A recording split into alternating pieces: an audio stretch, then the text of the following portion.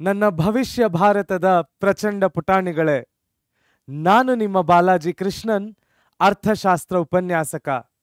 ಬನ್ನಿ ಕಲಿಯೋಣ, ನಲಿಯೋಣ, ಬೆಳೆಯೋಣ, ನವ ಕರ್ನಾಟಕದ ನಿರ್ಮಾಣ ಮಾಡೋಣ. ಇವತ್ತು ನಾವು ಕಲಿತಾ ಇರ್ತಕ್ಕಂತಹ ಪಾಠ ಯಾವುದು ಅಂದರೆ ಎಕನಾಮಿಕ್ಸಿನ ಮೊದಲನೆಯ ಚಾಪ್ಟರ್, ಅಂದರೆ ದ್ವಿತೀಯ PUC ಇಕನಾಮಿಕ್ಸ್ ಅರ್ಥಶಾಸ್ತ್ರದ ಮೊದಲನೆಯ ಪಾಠ ಇಂಟ್ರಡಕ್ಷನ್ ಟು ಮೈಕ್ರೋ ಎಕನಾಮಿಕ್ಸ್. ಏನು ಇಂಟ್ರಡಕ್ಷನ್ ಟು ಮೈಕ್ರೋ ಎಕನಾಮಿಕ್ಸ್? ಏನೆಲ್ಲ ಈ ಪಾಠದಲ್ಲಿ ಕಲೀಲಿಕ್ಕೆ ಸಿಗ್ತದೆ ನೋಡೋಣ ಬನ್ನಿ. ಮೊದಲಿಗೆ ಇಂಟ್ರಡಕ್ಷನ್ ಟು ಮೈಕ್ರೋ ಎಕನಾಮಿಕ್ಸ್ ಅಲ್ಲಿ 1 ಮಾರ್ಕ್ 2 ಪ್ರಶ್ನೆ, 2 ಮಾರ್ಕ್ ಯಾವುದೇ ಪ್ರಶ್ನೆಯನ್ನ ಕೇಳೋದಿಲ್ಲ, 4 ಮಾರ್ಕ್ 1 ಪ್ರಶ್ನೆ, ಮತ್ತು ನಮ್ಮ ಎಕನಾಮಿಕ್ಸ್ ಅಲ್ಲಿ 6 ಮಾರ್ಕ್ ಪ್ರಶ್ನೆಗಳು ಬರುತ್ತೆ. ಈ ಪಾಠದಿಂದ ಯಾವುದು ಕೂಡ ಬರೋದಿಲ್ಲ. ಸೊ 1 ಮಾರ್ಕ್ 2 ಪ್ರಶ್ನೆ ಬರುತ್ತೆ, 2 ಮಾರ್ಕ್ ಯಾವುದೇ ಪ್ರಶ್ನೆ ಕೂಡ ಬರೋದಿಲ್ಲ, 4 ಮಾರ್ಕ್ 1 ಪ್ರಶ್ನೆ ಬರ್ತದೆ, 6 ಮಾರ್ಕ್ ಯಾವುದೇ ಪ್ರಶ್ನೆ ಕೂಡ ಬರೋದಿಲ್ಲ. ಒಟ್ಟು 2 ಪ್ಲಸ್ 4 ಈ ಚಾಪ್ಟರಿನಿಂದ ಬರ್ತಕ್ಕಂತಹ ಮಾರ್ಕ್ಸ್ ಎಷ್ಟು ಮಕ್ಕಳೇ? 6 marks. It is a very important chapter. ಈ 6 ಮಾರ್ಕ್ಸಿಗಿಂತ ನಾವು ಈ ಚಾಪ್ಟರ್ ಅಲ್ಲಿ ಏನು ಕಲಿತೀವಲ್ಲ, that will form a foundation for the entire subject of microeconomics. So ನಾವೇನಿ ಇಂಟ್ರೊಡಕ್ಷನ್ ಟು ಮೈಕ್ರೋ ಎಕನಾಮಿಕ್ಸ್ ಅಲ್ಲಿ ಕಲಿತೇವೆ, ಅದು ನಮ್ಮ ಎಕನಾಮಿಕ್ಸಿನ, ಸ್ಪೆಷಲಿ ಮೈಕ್ರೋ ಎಕನಾಮಿಕ್ಸಿನ ಮುಂದಿನ 4 ಪಾಠಗಳಿಗೆ ಅತ್ಯಮೂಲ್ಯವಾಗಿರುತ್ತೆ ಮಕ್ಕಳೇ. ಹಾಗಾದ್ರೆ ಏನೆಲ್ಲ ಟಾಪಿಕ್ ಕಲಿಬೇಕು, ಏನೆಲ್ಲ ಈ ಪಾಠದಲ್ಲಿ ಓದಬೇಕು ನೋಡೋಣ ಬನ್ನಿ. ಹಾಗಾದರೆ ಮೊದಲನೇ ಟಾಪಿಕ್ ಯಾವುದು? Understanding the concept of an economy. ಏನು ಕಲಿಬೇಕು ಈ ಪಾಠದಲ್ಲಿ, ಏನು ಕಲಿಬೇಕು ಈ ಟಾಪಿಕ್ ಅಲ್ಲಿ ನೋಡೋಣ ಬನ್ನಿ. ಮೊದಲಿಗೆ ಮೀನಿಂಗ್ ಆಫ್ ಎನ್ ಎಕಾನಮಿ. ಏನು ಎಕಾನಮಿ ಅಂದ್ರೆ ಅರ್ಥ? ಮೊದಲಿಗೆ ನಾನು ಡೆಫಿನಿಷನ್ ಹೇಳ್ತೀನಿ, ಕೇಳಿಸ್ಕೊಳ್ಳಿ. An economy refers to a process where the resources of a nation are prioritized according to the needs of the production. ಏನಿದರ ಅರ್ಥ? ಯಾವುದೇ ಒಂದು ದೇಶದಲ್ಲಿ ಹಲವಾರು ಸಂಪನ್ಮೂಲಗಳು ಅವೈಲಬಲ್ ಇರುತ್ತೆ, ಕರೆಕ್ಟ್ ತಾನೆ? ಈ ಹಲವಾರು ಸಂಪನ್ಮೂಲಗಳು ಏನು ಅವೈಲಬಲ್ ಇರುತ್ತವೆ, ಆ ಸಂಪನ್ಮೂಲಗಳನ್ನ ನಮ್ಮ ದೇಶದಲ್ಲಿ ಯಾವ ಯಾವ ಪ್ರಾಡಕ್ಟ್ ಮ್ಯಾನ್ಯುಫ್ಯಾಕ್ಚರ್ ಆಗಬೇಕು, ಯಾವ ಯಾವ ಸರ್ವಿಸ್ ಡೆಲಿವರಿ ಆಗಬೇಕು, ಆ ಪ್ರಾಡಕ್ಟ್ಗಳಿಗೆ, ಆ ಸರ್ವಿಸ್ಗಳಿಗೆ ಅನುಗುಣವಾಗಿ ಅಲೋಕೇಟ್ ಮಾಡೋದನ್ನ ನಾವು ಎಕನಾಮಿಕ್ಸ್ ಅಲ್ಲಿ ಏನಂತ ಕರಿತೀವಿ? ಎಕಾನಮಿ ಅಂತ ಕರಿತೇವೆ. ಸೊ ಎಕಾನಮಿ ಅಂದ್ರೆ ಅರ್ಥ ಏನು? Economy refers to a process where the resources of a nation is prioritized according to the requirements of the production. ಎಷ್ಟು ಈಸಿ ಇದೆ ಅಲ್ಲ? ಏನ್ ಹೇಳುತ್ತೆ ಈ ಡೆಫಿನಿಷನ್ ನೋಡೋಣ ಬನ್ನಿ. A mechanism through which scarce resources are prioritized and organized for the production of goods and services to fulfill the human needs. ಎಷ್ಟು simple ಇದೆ ಅಲ್ಲ? ಸೊ ಮತ್ತೊಮ್ಮೆ ಹೇಳೋಣ, ಎಕನಾಮಿ ಅಂದ್ರೆ ಅರ್ಥ ಏನು? Economy refers to a process whereby the resources in the nation are prioritized according to the productional requirements. So ನಮ್ಮ ದೇಶದಲ್ಲಿ ಇರ್ತಕ್ಕಂತಹ ಸಂಪನ್ಮೂಲಗಳು, ರಿಸೋರ್ಸ್ಗಳನ್ನ ನಮ್ಮ ಪ್ರೊಡಕ್ಷನ್ಗೆ ಅನುಗುಣವಾಗಿ ವಿಂಗಡಣೆ ಮಾಡ್ತಾ ಬಂದ್ರೆ, ಅಲೋಕೇಟ್ ಮಾಡ್ತಾ ಬಂದ್ರೆ, ಅದಕ್ಕೆ ನಾವೇನಂತ ಕರಿತೀವಿ ಮಕ್ಕಳ? ಎಕಾನಮಿ ಅಂತ ಕರಿತೇವೆ. ಎಷ್ಟು ಈಸಿ ಇದೆ. Let's go for the next topic then. ಹಾಗಾದ್ರೆ ಯಾವುದೇ ಒಂದು ಎಕಾನಮಿಯ ಬೇಸಿಕ್ ಫಂಕ್ಷನ್ಸ್ ಏನು ನೋಡಿ ಇಲ್ಲಿ. ಮೊದಲನೆಯದು ಪ್ರೊಡಕ್ಷನ್. ಮೊದಲನೆಯ ಬೇಸಿಕ್ ಫಂಕ್ಷನ್ ಯಾವುದು? ಪ್ರೊಡಕ್ಷನ್. ಎರಡನೆಯದು ಡಿಸ್ಟ್ರಿಬ್ಯೂಷನ್. ಎರಡನೆಯ ಬೇಸಿಕ್ ಫಂಕ್ಷನ್ ಯಾವುದು? ಡಿಸ್ಟ್ರಿಬ್ಯೂಷನ್. ಮೂರನೆಯದು ಕನ್ಸಂಪ್ಷನ್. ಮೂರನೆಯ ಫಂಕ್ಷನ್ ಯಾವುದು? ಕನ್ಸಂಪ್ಷನ್. ಸೊ ಯಾವುದೇ ಒಂದು ಎಕಾನಮಿಯಲ್ಲಿ 4 ತರಹದ ಬೇಸಿಕ್ ಫಂಕ್ಷನ್ಸ್ ಇರ್ತದೆ. ಯಾವುದು ಆ 4 ತರಹದ basic functions? Production, distribution, consumption ಮತ್ತು ಎಕ್ಸ್ಚೇಂಜ್.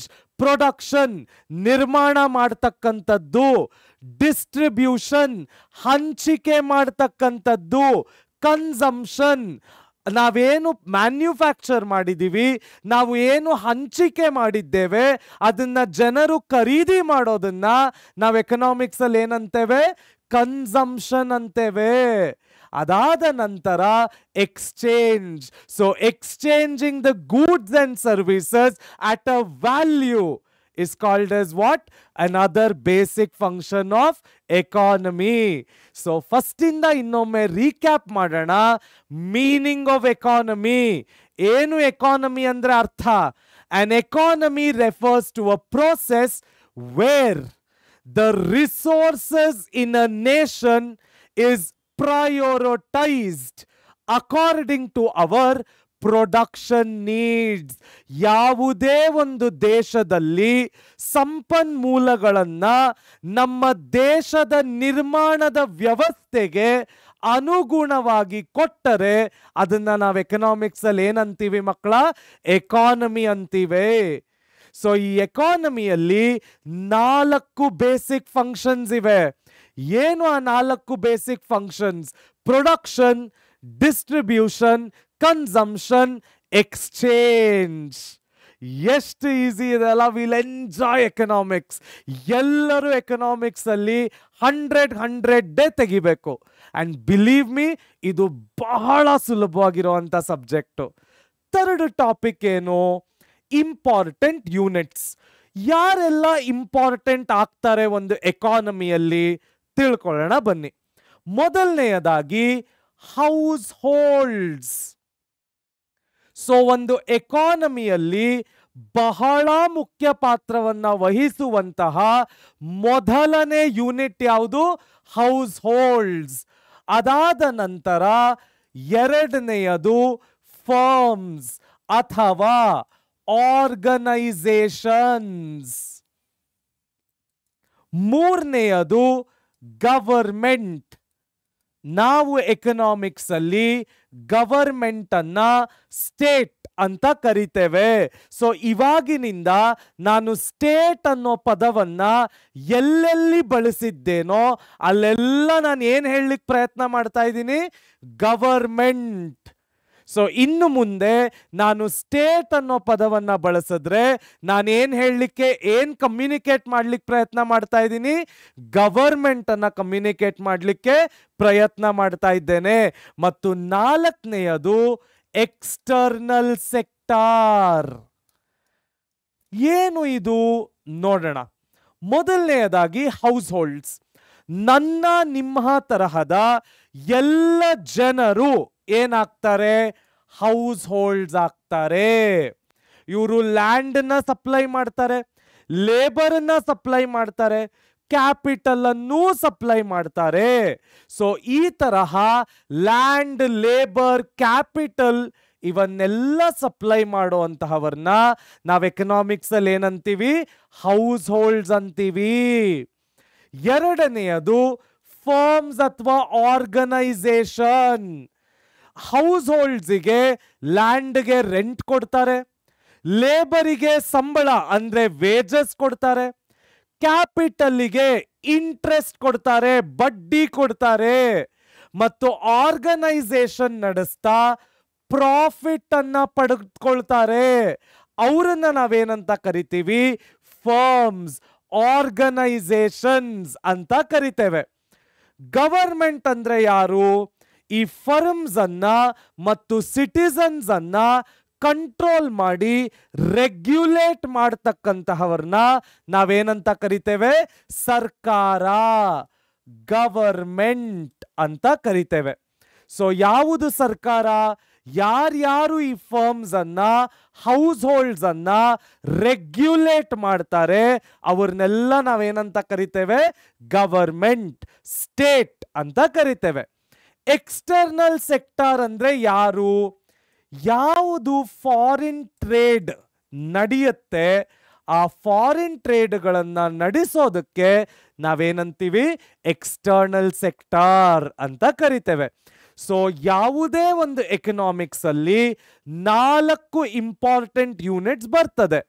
ಯಾವುದು ಆ 4 ಇಂಪಾರ್ಟೆಂಟ್ ಯೂನಿಟ್ಸ್? ಮೊದಲನೆಯದು ಹೌಸ್ ಹೋಲ್ಡ್ಸ್, ಎರಡನೆಯದು ಫರ್ಮ್ಸ್ ಅಥವಾ ಆರ್ಗನೈಸೇಷನ್, ಮೂರನೆಯದು ಗವರ್ಮೆಂಟ್, ನಾಲ್ಕನೆಯದು ಫಾರಿನ್ ಟ್ರೇಡ್ ನಡೆಸುವಂತಹ ಅಥವಾ ನಾವು ಬೇರೆ ದೇಶಗಳ ಜೊತೆ ನಡೆಸುವಂತಹ ವ್ಯವಹಾರ, external sector. Isn't it interesting? Next topic ಹೋಗೋಣ. So what are the central problems of an economy? Meaning of economy ಕಲ್ತ್ವಿ, 4 ಬೇಸಿಕ್ ಫಂಕ್ಷನ್ಸ್ ಅನ್ನ ಕಲ್ತ್ವಿ, 4 ಯೂನಿಟ್ಸ್ ಅನ್ನ ಕೂಡ ಕಲ್ತ್ವಿ. ಏನಿದು central problems of an economy? ನೋಡೋಣ ಬನ್ನಿ. See, any economy has 3 central problems. ಯಾವುದು? First, how to produce. So ಮೊದಲನೆಯ ಪ್ರಾಬ್ಲಮ್ ಯಾವುದು? How to produce. ಎರಡನೇದು ವಾಟ್ ಟು ಪ್ರೊಡ್ಯೂಸ್. ಇದನ್ನ ನೀವು ಯಾವುದೇ ಆರ್ಡರ್ ಅಲ್ಲಿ ಬರೀಬಹುದು, ಯಾವ ತೊಂದರೆನೂ ಇಲ್ಲ. ಓಕೆ, ಇದೇ ಆರ್ಡರ್ ಅಲ್ಲಿ ಕ್ವೆಶ್ಚನ್ ಬರಿಬೇಕು ಅಂತ ಯಾವ ರೂಲು ಇಲ್ಲ. ನೀವು ಯಾವ ಆರ್ಡರ್ ಜ್ಞಾಪಕ ಬರುತ್ತೋ ಆ ಆರ್ಡರ್ ಅಲ್ಲಿ ಈ ಕ್ವೆಶ್ಚನ್ಸ್ ಅನ್ನ ಬರಿಬಹುದು. ಸೊ ಮೊದಲನೆಯದು ಹೌ ಟು ಪ್ರೊಡ್ಯೂಸ್, ಎರಡನೆಯದು ವಾಟ್ ಟು ಪ್ರೊಡ್ಯೂಸ್, ಮೂರನೆಯದು for whom to produce. So ಯಾವುದೇ ಒಂದು ಎಕಾನಮಿಯಲ್ಲಿ 3 ಸೆಂಟ್ರಲ್ ಪ್ರಾಬ್ಲಮ್ಸ್ ಇರ್ತದೆ. ಯಾವುದಾ 3 central problems? What to produce, how to produce, for whom to produce. ಈ 3 ಸೆಂಟ್ರಲ್ ಪ್ರಾಬ್ಲಮ್ಗಳನ್ನ ನಮ್ಮ ಎಕನಾಮಿಕ್ ಸಿಸ್ಟಮ್, ಅರ್ಥವ್ಯವಸ್ಥೆ ಸಾಲ್ವ್ ಮಾಡುತ್ತೆ. ಏನದು? ಡೀಟೇಲ್ ಆಗಿ ನೋಡೋಣ ಬನ್ನಿ. ಮೊದಲನೆಯದು, a simple economy, resource needs and choices. ಏನಿದು ನೋಡೋಣ. Resources versus needs. ಏನು ಮೊದಲನೆಯದು? Resources versus needs. In any society, people need numerous goods and services for their everyday life, like food, clothing, shelter, transport, education, healthcare, and more. However, no individual possesses all the things they need. ಅದಕ್ಕೆ ಎಲ್ಲ ಕಂಟ್ರಿಯಲ್ಲೂ ಏನು ಹುಟ್ಕೊಳ್ಳೋದು? Scarcity ಹುಟ್ಕೊಳ್ಳೋದು. ಎಲ್ಲ country ಅಥವಾ ಎಲ್ಲ ಎಕಾನಮಿಲಿ scarcity ಹುಟ್ಕೊಳ್ತಕ್ಕಂತಹ ಮೊದಲನೇ ರೀಸನ್ನೇ ಏನು? ಮನುಷ್ಯರು ಅನ್ನಿಸ್ಕೊಂಡಂತಹ ನಾವು ಎಲ್ಲವನ್ನೂ ಬಯಸ್ತೇವೆ. ನಮಗೆ ಊಟ ಬೇಕು, ಇರಕ್ ಮನೆ ಬೇಕು, ಹಾಕೊಳ್ಳಕ್ ಬಟ್ಟೆ ಬೇಕು, ಎಂಜಾಯ್ ಮಾಡಕ್ಕೆ ಲಕ್ಸುರಿ ಬೇಕು, ಅದನ್ನೆಲ್ಲ ಪಡ್ಕೊಳ್ಳಕ್ಕೆ ದುಡ್ಡು ಬೇಕು, ಇವೆಲ್ಲವೂ ಬೇಕು. ಆದರೆ ಎಲ್ಲವೂ ಎಲ್ಲ ವ್ಯಕ್ತಿಗಳ ಹತ್ರನೂ ಇರೋದಿಲ್ಲ. ಅದನ್ನ ನಾವು ಎಕನಾಮಿಕ್ಸ್ ಅಲ್ಲಿ ಏನಂತ ಕರಿತೇವೆ? ಸ್ಕೇರ್ಸಿಟಿ ಅಂತ ಕರಿತೇವೆ. ಅರ್ಥ ಆಯ್ತಾ? So each person or family has limited resources. ಅದು ಲ್ಯಾಂಡ್ ಆಗಿರ್ಬೋದು, ಲೇಬರ್ ಆಗಿರ್ಬೋದು, ಸ್ಕಿಲ್ಸ್ ಆಗಿರ್ಬೋದು, ಅಥವಾ ಟೂಲ್ಸ್ ಆಗಿರ್ಬೋದು, which are used to produce some goods or services which they can then exchange for their other necessities. ಅಂದ್ರೆ ಏನರ್ಥ? ಯಾವುದೇ ಒಂದು ಮನೆಯಲ್ಲಿ ಅಥವಾ ಯಾವುದೇ ಒಂದು ಎಕಾನಮಿಯಲ್ಲಿ ಎಲ್ಲವೂ ಎಲ್ಲರ ಹತ್ತಿರನೂ ಇರ್ಲಿಕ್ಕೆ ಸಾಧ್ಯ ಇಲ್ಲ. ಅದಕ್ಕೆ ನಾವೇನ್ ಮಾಡಿದೀವಿ, ಒಂದು ವ್ಯವಸ್ಥೆಯನ್ನ ಹುಟ್ಟಾಕಿದೀವಿ. ಈಗ ಟೀಚರ್ಸ್, ಎಲ್ಲರ ಮನೆಯಲ್ಲೂ ಟೀಚರ್ಸ್ ಇರ್ಲಿಕ್ಕೆ ಸಾಧ್ಯ ಇಲ್ಲ. ನಾವೇನ್ ಮಾಡಿದೀವಿ, ಟೀಚರ್ ಅನ್ನೋ ವ್ಯಕ್ತಿ ಪಾಠ ಮಾಡಿ ಮಕ್ಕಳಿಂದ ಫೀಸ್ ಇಸ್ಕೊಳ್ತಾನೆ. ಆ ಫೀಸ್ ಉಪಯೋಗಿಸ್ಕೊಂಡು ಅವನ ಸಂಸಾರವನ್ನ ನಡೆಸ್ಕೊಳ್ತಾನೆ.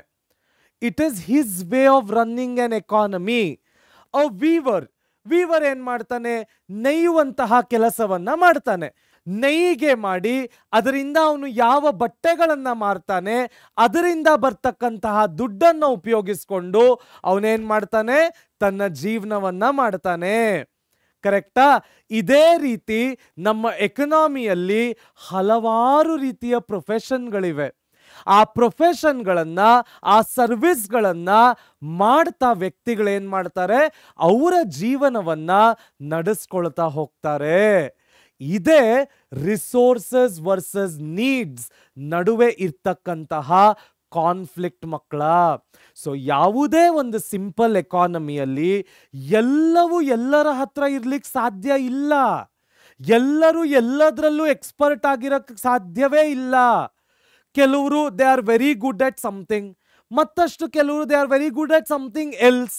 ಈ ತರ ಒಂದೊಂದು ವ್ಯಕ್ತಿಯು ಅವನದೇ ಆದ ಟ್ಯಾಲೆಂಟ್ ಅನ್ನ ಹೊಂದಿರ್ತಾನೆ.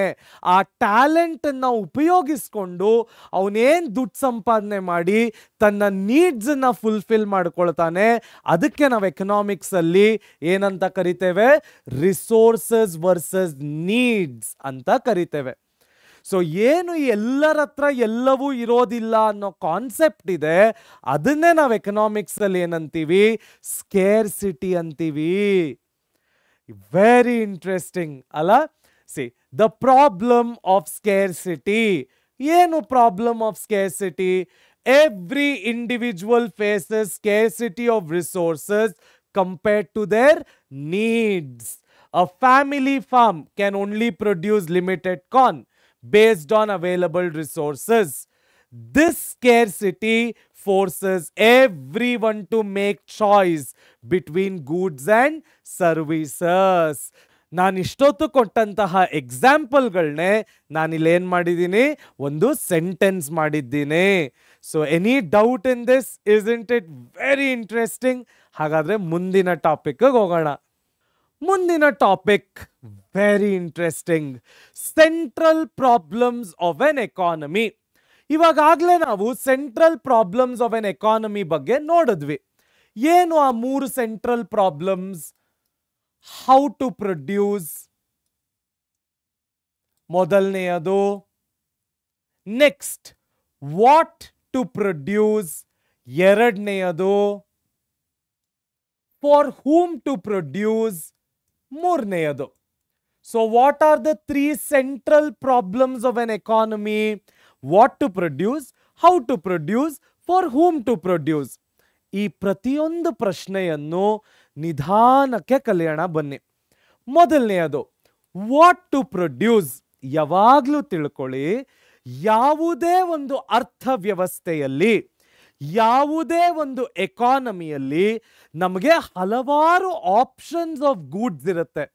ನಾನು ನಮ್ಮ ದೇಶದಲ್ಲಿ ಅಗ್ರಿ ಗೂಡ್ಸ್ ಅನ್ನ ಪ್ರೊಡ್ಯೂಸ್ ಮಾಡಬಹುದು. ನಾನು ನಮ್ಮ ದೇಶದಲ್ಲಿ ಮ್ಯಾನ್ಯುಫ್ಯಾಕ್ಚರಿಂಗ್ ಗೂಡ್ಸ್ ಅನ್ನ ಪ್ರೊಡ್ಯೂಸ್ ಮಾಡಬಹುದು. ನಾನು ನಮ್ಮ ದೇಶದಲ್ಲಿ ಲಕ್ಸುರಿ ಗೂಡ್ಸ್ ಅನ್ನ ಪ್ರೊಡ್ಯೂಸ್ ಮಾಡಬಹುದು. ನಾನು ನಮ್ಮ ದೇಶದಲ್ಲಿ ನಾನ್ ಲಕ್ಸುರಿ ಗೂಡ್ಸ್ ಅನ್ನ ಪ್ರೊಡ್ಯೂಸ್ ಮಾಡಬಹುದು. ನಾನು ನಮ್ಮ ದೇಶದಲ್ಲಿ FMCG ಅಂದ್ರೆ ಫಾಸ್ಟ್ ಮೂವಿಂಗ್ ಕನ್ಸ್ಯೂಮರ್ ಗೂಡ್ಸ್ ಅನ್ನ ಪ್ರೊಡ್ಯೂಸ್ ಮಾಡಬಹುದು. ಹೀಗೆ ಒಂದು ಅರ್ಥವ್ಯವಸ್ಥೆಯಲ್ಲಿ ಹಲವಾರು ಆಪ್ಷನ್ಸ್ ಆಫ್ ಗೂಡ್ಸ್ ಅನ್ನ ಪ್ರೊಡ್ಯೂಸ್ ಮಾಡಲಿಕ್ಕೆ ಸಿಗ್ತದೆ. ನಮ್ಮದು ಭಾರತ ದೇಶ. We are majorly an agricultural based economy. Agricultural goods ಜಾಸ್ತಿ ಸಿಗ್ತದೆ. China, they are a manufacturing economy. Manufacturing goods ಜಾಸ್ತಿ ಸಿಗ್ತದೆ. USA, they are a tech based economy. ದುಡ್ಡು ಜಾಸ್ತಿ ಓಡಾಡುತ್ತೆ, ಲಕ್ಸುರಿ ಗೂಡ್ಸ್ ಸಿಗ್ತದೆ. ನಮ್ಮ ಪಕ್ಕದಲ್ಲಿರ್ತಕ್ಕಂತಹ ಬಾಂಗ್ಲಾದೇಶ, ಬಡ ರಾಷ್ಟ್ರ, ಅವರಿಗೆ ಅಷ್ಟು ಪ್ರೊಡಕ್ಷನ್ ಮಾಡುವಂಥ ಕೆಪಾಸಿಟಿ ಇಲ್ಲ, ನಾನ್ ಲಕ್ಸುರಿ ಗೂಡ್ಸ್ ಸಿಗ್ತದೆ. ಹೀಗೆ ಅವರವರ ಅರ್ಥವ್ಯವಸ್ಥೆಗಳ ಮೇಲೆ ಅವ್ರು ಏನನ್ನ ಪ್ರೊಡ್ಯೂಸ್ ಮಾಡಬೇಕು ಅಂತ ಡಿಸೈಡ್ ಮಾಡುವಂತಹ ಪ್ರಾಬ್ಲಮ್ಮಿಗೆ ನಾವೇನಂತ ಕರಿತೀವಿ? ವಾಟ್ ಟು ಪ್ರೊಡ್ಯೂಸ್ ಅಂತ ಕರಿತೀವಿ. Next how to produce. ಯಾವುದೇ ಒಂದು ಅರ್ಥವ್ಯವಸ್ಥೆಗೆ ಎರಡು ಆಪ್ಷನ್ ಇದೆ. ಏನ ಎರಡು ಆಪ್ಷನ್ನು? ಮೊದಲನೆಯದು ಲೇಬರ್ ಇಂಟೆನ್ಸಿವ್ ಪ್ರೊಡಕ್ಷನ್. ಸೊ ಮೊದಲನೆಯ ಪ್ರೊಡಕ್ಷನ್ ಚಾಯ್ಸ್ ಯಾವುದು? Labour intensive production. ಎರಡನೆಯ ಪ್ರೊಡಕ್ಷನ್ ಚಾಯ್ಸ್ ಬಂದ್ಬಿಟ್ಟು ಕ್ಯಾಪಿಟಲ್ ಇಂಟೆನ್ಸಿವ್ ಪ್ರೊಡಕ್ಷನ್. ಸೊ ಯಾವುದೇ ಒಂದು ಅರ್ಥವ್ಯವಸ್ಥೆಯಲ್ಲಿ ಗೂಡ್ಸ್ ಅನ್ನ ಪ್ರೊಡ್ಯೂಸ್ ಮಾಡಲಿಕ್ಕೆ ಎರಡು ಆಪ್ಷನ್ಸ್ ಇರ್ತದೆ. ಮೊದಲ ಆಪ್ಷನ್ ಯಾವುದು? Labour intensive production. ಎರಡನೆಯ ಆಪ್ಷನ್ ಯಾವುದು? Capital intensive production. ಏನು ಲೇಬರ್ ಇಂಟೆನ್ಸಿವ್ ಅಥವಾ ಏನು ಕ್ಯಾಪಿಟಲ್ ಇಂಟೆನ್ಸಿವ್ ಅಂದ್ರೆ ಬನ್ನಿ ಅರ್ಥ ಮಾಡ್ಕೊಳ್ಳೋಣ. ಲೇಬರ್ ಇಂಟೆನ್ಸಿವ್ ಪ್ರೊಡಕ್ಷನ್ ಅಂದ್ರೆ ಇದಕ್ಕೆ ಬೆಸ್ಟ್ ಎಕ್ಸಾಂಪಲ್ ನಮ್ಮ ಭಾರತ. ನಮ್ಮ ಭಾರತದಲ್ಲಿ ಜನಸಂಖ್ಯೆ ಅಂದ್ರೆ ಪಾಪ್ಯುಲೇಷನ್ ಜಾಸ್ತಿ ಇದೆ. ಈ ತರ ಪಾಪ್ಯುಲೇಷನ್ ಜಾಸ್ತಿ ಇರ್ತಕ್ಕಂತಹ ರಾಷ್ಟ್ರಗಳಲ್ಲಿ ನಾವು ಜಾಬ್ಸ್ ಅನ್ನ, ಕೆಲಸಗಳನ್ನ ಜಾಸ್ತಿ ಕ್ರಿಯೇಟ್ ಮಾಡಬೇಕಾಗ್ತದೆ. ಸೊ ಜನರು ಜಾಸ್ತಿ ಇರೋ ಕಾರಣ, ಕೆಲಸಗಳು ಜಾಸ್ತಿ ಬೇಕಾಗಿರೋ ಕಾರಣ ನಾವು ಟೆಕ್ನಾಲಜಿಯನ್ನ ಅಷ್ಟು ಸುಲಭವಾಗಿ ಬದಲಿಕ್ಕೆ ಬಿಡೋದಿಲ್ಲ. ಯಾಕೆ ಅಂದ್ರೆ V will always prefer labour intensive production. ಯಾಕೆ ಅಂದ್ರೆ ನಮ್ಮ ದೇಶ ಶ್ರೀಮಂತ ದೇಶ ಆಗಿರಬಹುದು, ಆದರೆ ಜನಸಂಖ್ಯೆ ಜಾಸ್ತಿ ಇರೋದ್ರಿಂದ, ಕೆಲಸಗಳನ್ನ ಹುಟ್ಟು ಹಾಕಲೇಬೇಕಾಗಿರೋದ್ರಿಂದ we will always choose for what? Labour intensive production. So ಜನರುಗಳಿಗೆ ಕೆಲಸವನ್ನ ಕ್ರಿಯೇಟ್ ಮಾಡಿ ಹೆಚ್ಚೆಚ್ಚು ಕೆಲಸಗಳನ್ನ ಕೊಟ್ಟು ಆದಷ್ಟು ಕಡಿಮೆ ಟೆಕ್ನಾಲಜಿ ಇಟ್ಕೊಂಡು ಪ್ರೊಡ್ಯೂಸ್ ಮಾಡ್ತಕ್ಕಂತಹದಕ್ಕೆ ನಾವೇನಂತೇವೆ? ಲೇಬರ್ ಇಂಟೆನ್ಸಿವ್ ಪ್ರೊಡಕ್ಷನ್ ಅಂತ ಕರಿತೇವೆ. ಅದೇ ರೀತಿ ಮತ್ತೊಂದು ಎಕ್ಸಾಂಪಲ್ ತಗೊಳ್ಳೋಣ. USA, United States of America, ಶ್ರೀಮಂತ ದೇಶ. ಅವ್ರ ಹತ್ರ ಬಹಳ ದುಡ್ಡಿದೆ, ಆದರೆ ಜನಸಂಖ್ಯೆ ಕಡಿಮೆ. ಭಾರತದಲ್ಲಿ 150 ಕೋಟಿ ಜನ ಇದ್ರೆ USA ಯಲ್ಲಿ 30 ಕೋಟಿ ಜನ ಇದ್ದಾರೆ. ಆಲ್ಮೋಸ್ಟ್ 1:5 ರೇಷಿಯೋ ಆಯಿತು. ಕರೆಕ್ಟಾ? ಇಂತಹ USA ದೇಶಗಳಲ್ಲಿ ಅವ್ರು ಏನ್ ಮಾಡ್ತಾರೆ? ದುಡ್ಡನ್ನ ಇನ್ವೆಸ್ಟ್ ಮಾಡಕ್ಕೆ ರೆಡಿ ಇರ್ತಾರೆ, ಟೆಕ್ನಾಲಜಿಯನ್ನ ಒಳಗ್ ತರ್ಲಿಕ್ಕೆ ರೆಡಿ ಇರ್ತಾರೆ, ಆದರೆ ಅವರ ಹತ್ರ ಕೆಲಸ ಮಾಡಲಿಕ್ಕೆ ಜನ ಸಿಗೋದು ಕಡಿಮೆ. ಸೊ ಇಂತಹ ದೇಶಗಳಲ್ಲಿ they will always go for capital intensive production. Isn't it interesting? ಇನ್ನೊಂದು ಲೈವ್ ಎಕ್ಸಾಂಪಲ್ ತಗೊಳ್ಳೋಣ. ನಮ್ಮ ಕಸವನ್ನ ಕಲೆಕ್ಟ್ ಮಾಡತಕ್ಕಂತಹ ವ್ಯವಸ್ಥೆ. ನಮ್ಮ ದೇಶದಲ್ಲಿ ಕಸವನ್ನ ಕಲೆಕ್ಟ್ ಮಾಡತಕ್ಕಂತಹ ವ್ಯವಸ್ಥೆ ಹೇಗಿದೆ? ಬೆಳಗ್ಗೆ 6 ಗಂಟೆಗೆ BBMPಯ ಒಂದು ಗಾಡಿ ಬರ್ತದೆ. ನಾವೆಲ್ಲರೂ ಹಸಿ ಕಸ, ಒಣ ಕಸವನ್ನ ಸಪರೇಟ್ ಮಾಡಿ BBMP ಗಾಡಿಗೆ ಕೊಡಬೇಕು. Labour intensive. ನಾವೇನ್ ಮಾಡಿದೀವಿ? BBMP ಗಾಡಿ ಓಡ್ಸಕ್ ಒಬ್ಬ ಡ್ರೈವರು, ಅದನ್ನ ಕಲೆಕ್ಟ್ ಮಾಡ್ಕೊಳ್ಳಿಕ್ಕೆ ಗಾಡಿ ಒಳಗೆ ಒಂದು 10 ಜನ ನೌಕರರು ಇದ್ದಾರೆ. ಹೌದಾ ಅಲ್ವೋ? We are a labour intensive country. ಜನರಿಗೆ ಕೆಲಸ ಕ್ರಿಯೇಟ್ ಮಾಡಬೇಕು. ಸೊ ಇದೇ ನಮಗೆ ಕಾಣಿಸ್ತಾ ಇರುವಂತ ಬೆಸ್ಟ್ ಸಿಸ್ಟಮ್ ವೇಸ್ಟ್ ಕಲೆಕ್ಷನ್ಗೆ. ಅದೇ ನೀವು ಪಾಶ್ಚಿಮಾತ್ಯದ ದೇಶಗಳಿಗೆ ಹೋದ್ರೆ, ಸ್ವಿಟ್ಜರ್ಲೆಂಡ್ ಆಗಿರ್ಬೋದು, ಬ್ರಿಟನ್ ಆಗಿರ್ಬೋದು, USA ಆಗಿರ್ಬೋದು, ಲಕ್ಸಂಬರ್ಗ್ ಆಗಿರ್ಬೋದು, ಜರ್ಮನಿ ಆಗಿರಬಹುದು, ಇಂತಹ ದೇಶಗಳಿಗೆ ಹೋದ್ರೆ ನಿಮಗೆ ಆನ್ ಸ್ಪಾಟ್ ರೀಸೈಕ್ಲಿಂಗ್ ಮಷೀನ್ಸ್ ಸಿಗುತ್ತೆ. ಯಾವುದೇ ಮನುಷ್ಯನ ಅವಶ್ಯಕತೆ ಇಲ್ಲ. ಅವರು ಟೆಕ್ನಾಲಜಿಯ ಮೇಲೆ ದುಡ್ಡನ್ನ ಹಾಕಿದ್ದಾರೆ.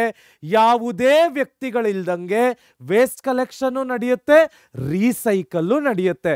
ಇದಕ್ಕೆ ನಾವೇನಂತೀವಿ? ಕ್ಯಾಪಿಟಲ್ ಇಂಟೆನ್ಸಿವ್ ಅಂತೀವಿ.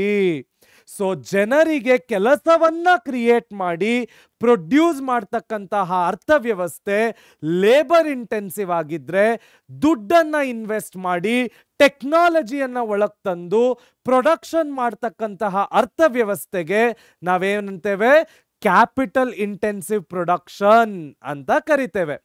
ಫಾರ್ ಹೂಮ್ ಟು ಪ್ರೊಡ್ಯೂಸ್, ಮತ್ತೆ ಇದರಲ್ಲೂ ಕೂಡ ಹಲವಾರು ಆಪ್ಷನ್ಸ್ ಬರ್ತದೆ. Should we produce for the government?